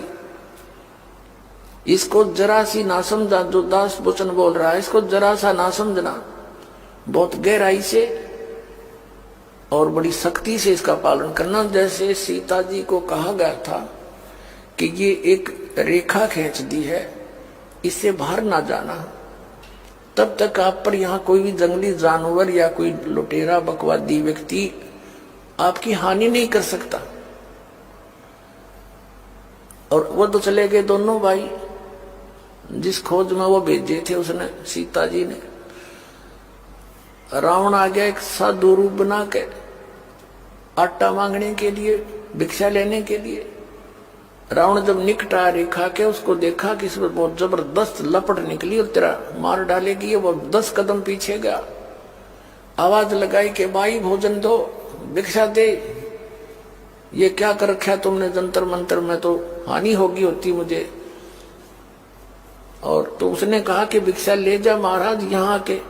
रावण निकट आया तो उसमें लपट निकली और एकदम 10 कदम पीछे गया। कहा माई भिक्षा देनी है तो बाहर आकर दे, नहीं तो ये कर दूंगा वो कर दूंगा। अब सीता जी ने सोचा साधु संत है और क्या फर्क पड़ा है, अभी एक मुट्ठी आटा डाल लाती हूं।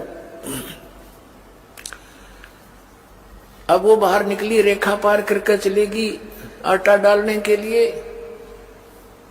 रावण ने पकड़ ली बाजू और लंका में जा पिटकी। अब उसकी जीव संज्ञा की सोच थी कि फर्क पड़ा है, अभी आ जाती हूं, अभी गई। वो मूर्ख थे, क्या तो जिन्हों कह गए थे इस बार मत निकलना, तो पुण्यात्माओं कितना बखेड़ा पैदा कर दिया उसकी अपनी सोच ने। के फर्क पड़ा है, कितना फर्क पड़ गया, लाखों लोग मरवा दिए। आप 10-12 वर्ष आप पड़ी हुई इसकी कैद में, खाना न पीना, नहाना न धोना, रोआ पीटी, पड़ गया फर्क। तो पुण्यात्माओं ये परमात्मा की जो मर्यादा कबीर साहब की है, इनको लक्ष्मण रेखा समझ लेना। और फिर देखना मालिक क्या हाथ है, कितना सुख आपको देगा, आपको यहाँ सारी सहायता देगा, आपकी जीवन एक्सटेंशन करेगा। जब चाहोगे जब मरियो, काल निकट नहीं आ सकता आपकी मौत लेकर के। तो क्या समझाया परम पूज्य सतगुरु रामपाल जी भगवान ने, कितनी गहराई से समझाया कि सीता की अपनी सोच थी कि क्या फर्क पड़ता है, 2 मुट्ठी आटा देके ही भाई, और इतना फर्क पड़ गया, बिरान माटी करवा ली, बिरान माटी। तो ये पीला पर्चा जो काल प्रेरणा से सतलोक आश्रम मैनेजमेंट हरियाणा के द्वारा भेजा गया है, काल की सूक्ष्म चाल, ये पीला पर्चा पढ़कर, और मत वो पीले चावल ले लेना कि क्या फर्क पड़ता है 4 चावल के दाने लेने से, वो भयंकर फर्क पड़ेगा, नरक में जाके ठोक देगा, बिरान माटी कर देगा। वो क्या कह रहे हैं परमात्मा कि राम और लक्ष्मण हो गए पागल थे क्या जो उसको समझा के गए थे, लेकिन उसने सोचा क्या फर्क पड़ा है। तो 32 साल से सतगुरु रामपाल जी भगवान दिन रात एक करके संघर्ष करके मर्यादाओं के विषय में हमें जगह जगह के, जो आज जेल में जाके बैठे हैं, पागल थे क्या, बालक थे क्या जो हम चावल के दाने पकड़ लेंगे। हम श्री राम का आदर करते हैं, सम्मान करते हैं, वो त्रिलोकी विष्णु जी के अवतार हैं, लेकिन इस सत भक्ति में, इस कबीर परमात्मा की पूर्ण मोक्ष वाली भक्ति में, इस पतिव्रता सत भक्ति में केवल भगत का एक ही इष्ट होता है, उसका एक ही जो है वो पूज्य होता है। आत्मा का पति एक है, एक है, बार बार कह रहे परमात्मा। हम स्वीकार नहीं कर सकते, व्यभिचारणी भक्ति नहीं कर सकते, वैश्या भक्ति नहीं कर सकते, हम अपनी आत्मा पे दाग नहीं लगा सकते, अपने गुरुदेव को नाराज नहीं कर सकते।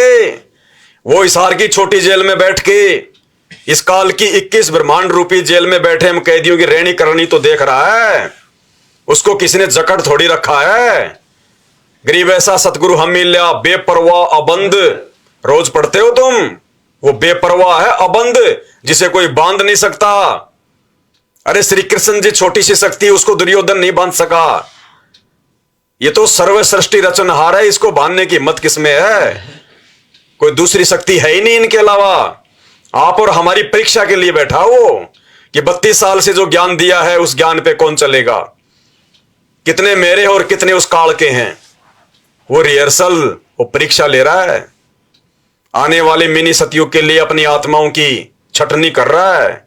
मोक्ष के लिए कितनी आत्माएं तैयार हो रही हैं उनको देख रहा है, वो बालक नहीं है। दाने दाने का हिसाब है, दाने दाने का हिसाब। तुमने उस दरगाह का महल नहीं देखा, धर्मराज के तिल तिल का लेखा। आने वाले समय में जो जो हमने इन पिछले 10 वर्षों में बोया है वो फसल भी काटनी पड़ेगी, हमने काटनी पड़ेगी, दूसरा नहीं काटेगा। तो जो ज्ञान दिया है भगवान ने, उस ज्ञान को आधार बना के इन पीले पर्चों पर विचार किया करो। तुम क्या हो और तुमसे क्या करवाया जा रहा है। परमात्मा के हंसों को कौवा बनाया जा रहा है, मोती की जगह उनको लैट्रिन खिलाया जा रहा है, लैट्रिन। क्योंकि हम पतिव्रता पद की भक्ति कर रहे हैं। हमारा इष्ट, हमारा राम एक है। हमारा राम श्री राम नहीं है, हमारा राम श्री रामपाल है। वो आदि राम है, अनादि राम है। इनकी तो गिनती भी नहीं है उनके आगे। थोड़ा विचार कर लेना इन बातों का। डरने की, घबराने की जरूरत नहीं है। निर्विकार निर्भय तू ही और सकल भयमान, सब पे तेरी साहिबी तुझ पे साहिब नाए। क्यों गाते हो फिर ये गाने, क्यों गाते हो ये भजन? विश्वास करना पड़ेगा, हम समर्थ की शरण में हैं, समर्थ की ओट लेके सब कुछ कर रहे हैं, भक्ति कर रहे हैं। विचार कर लेना इन बातों पे, नहीं तो काल ना घर का छोड़ेगा ना घाट का, धोबी का कुत्ता बना के छोड़ेगा।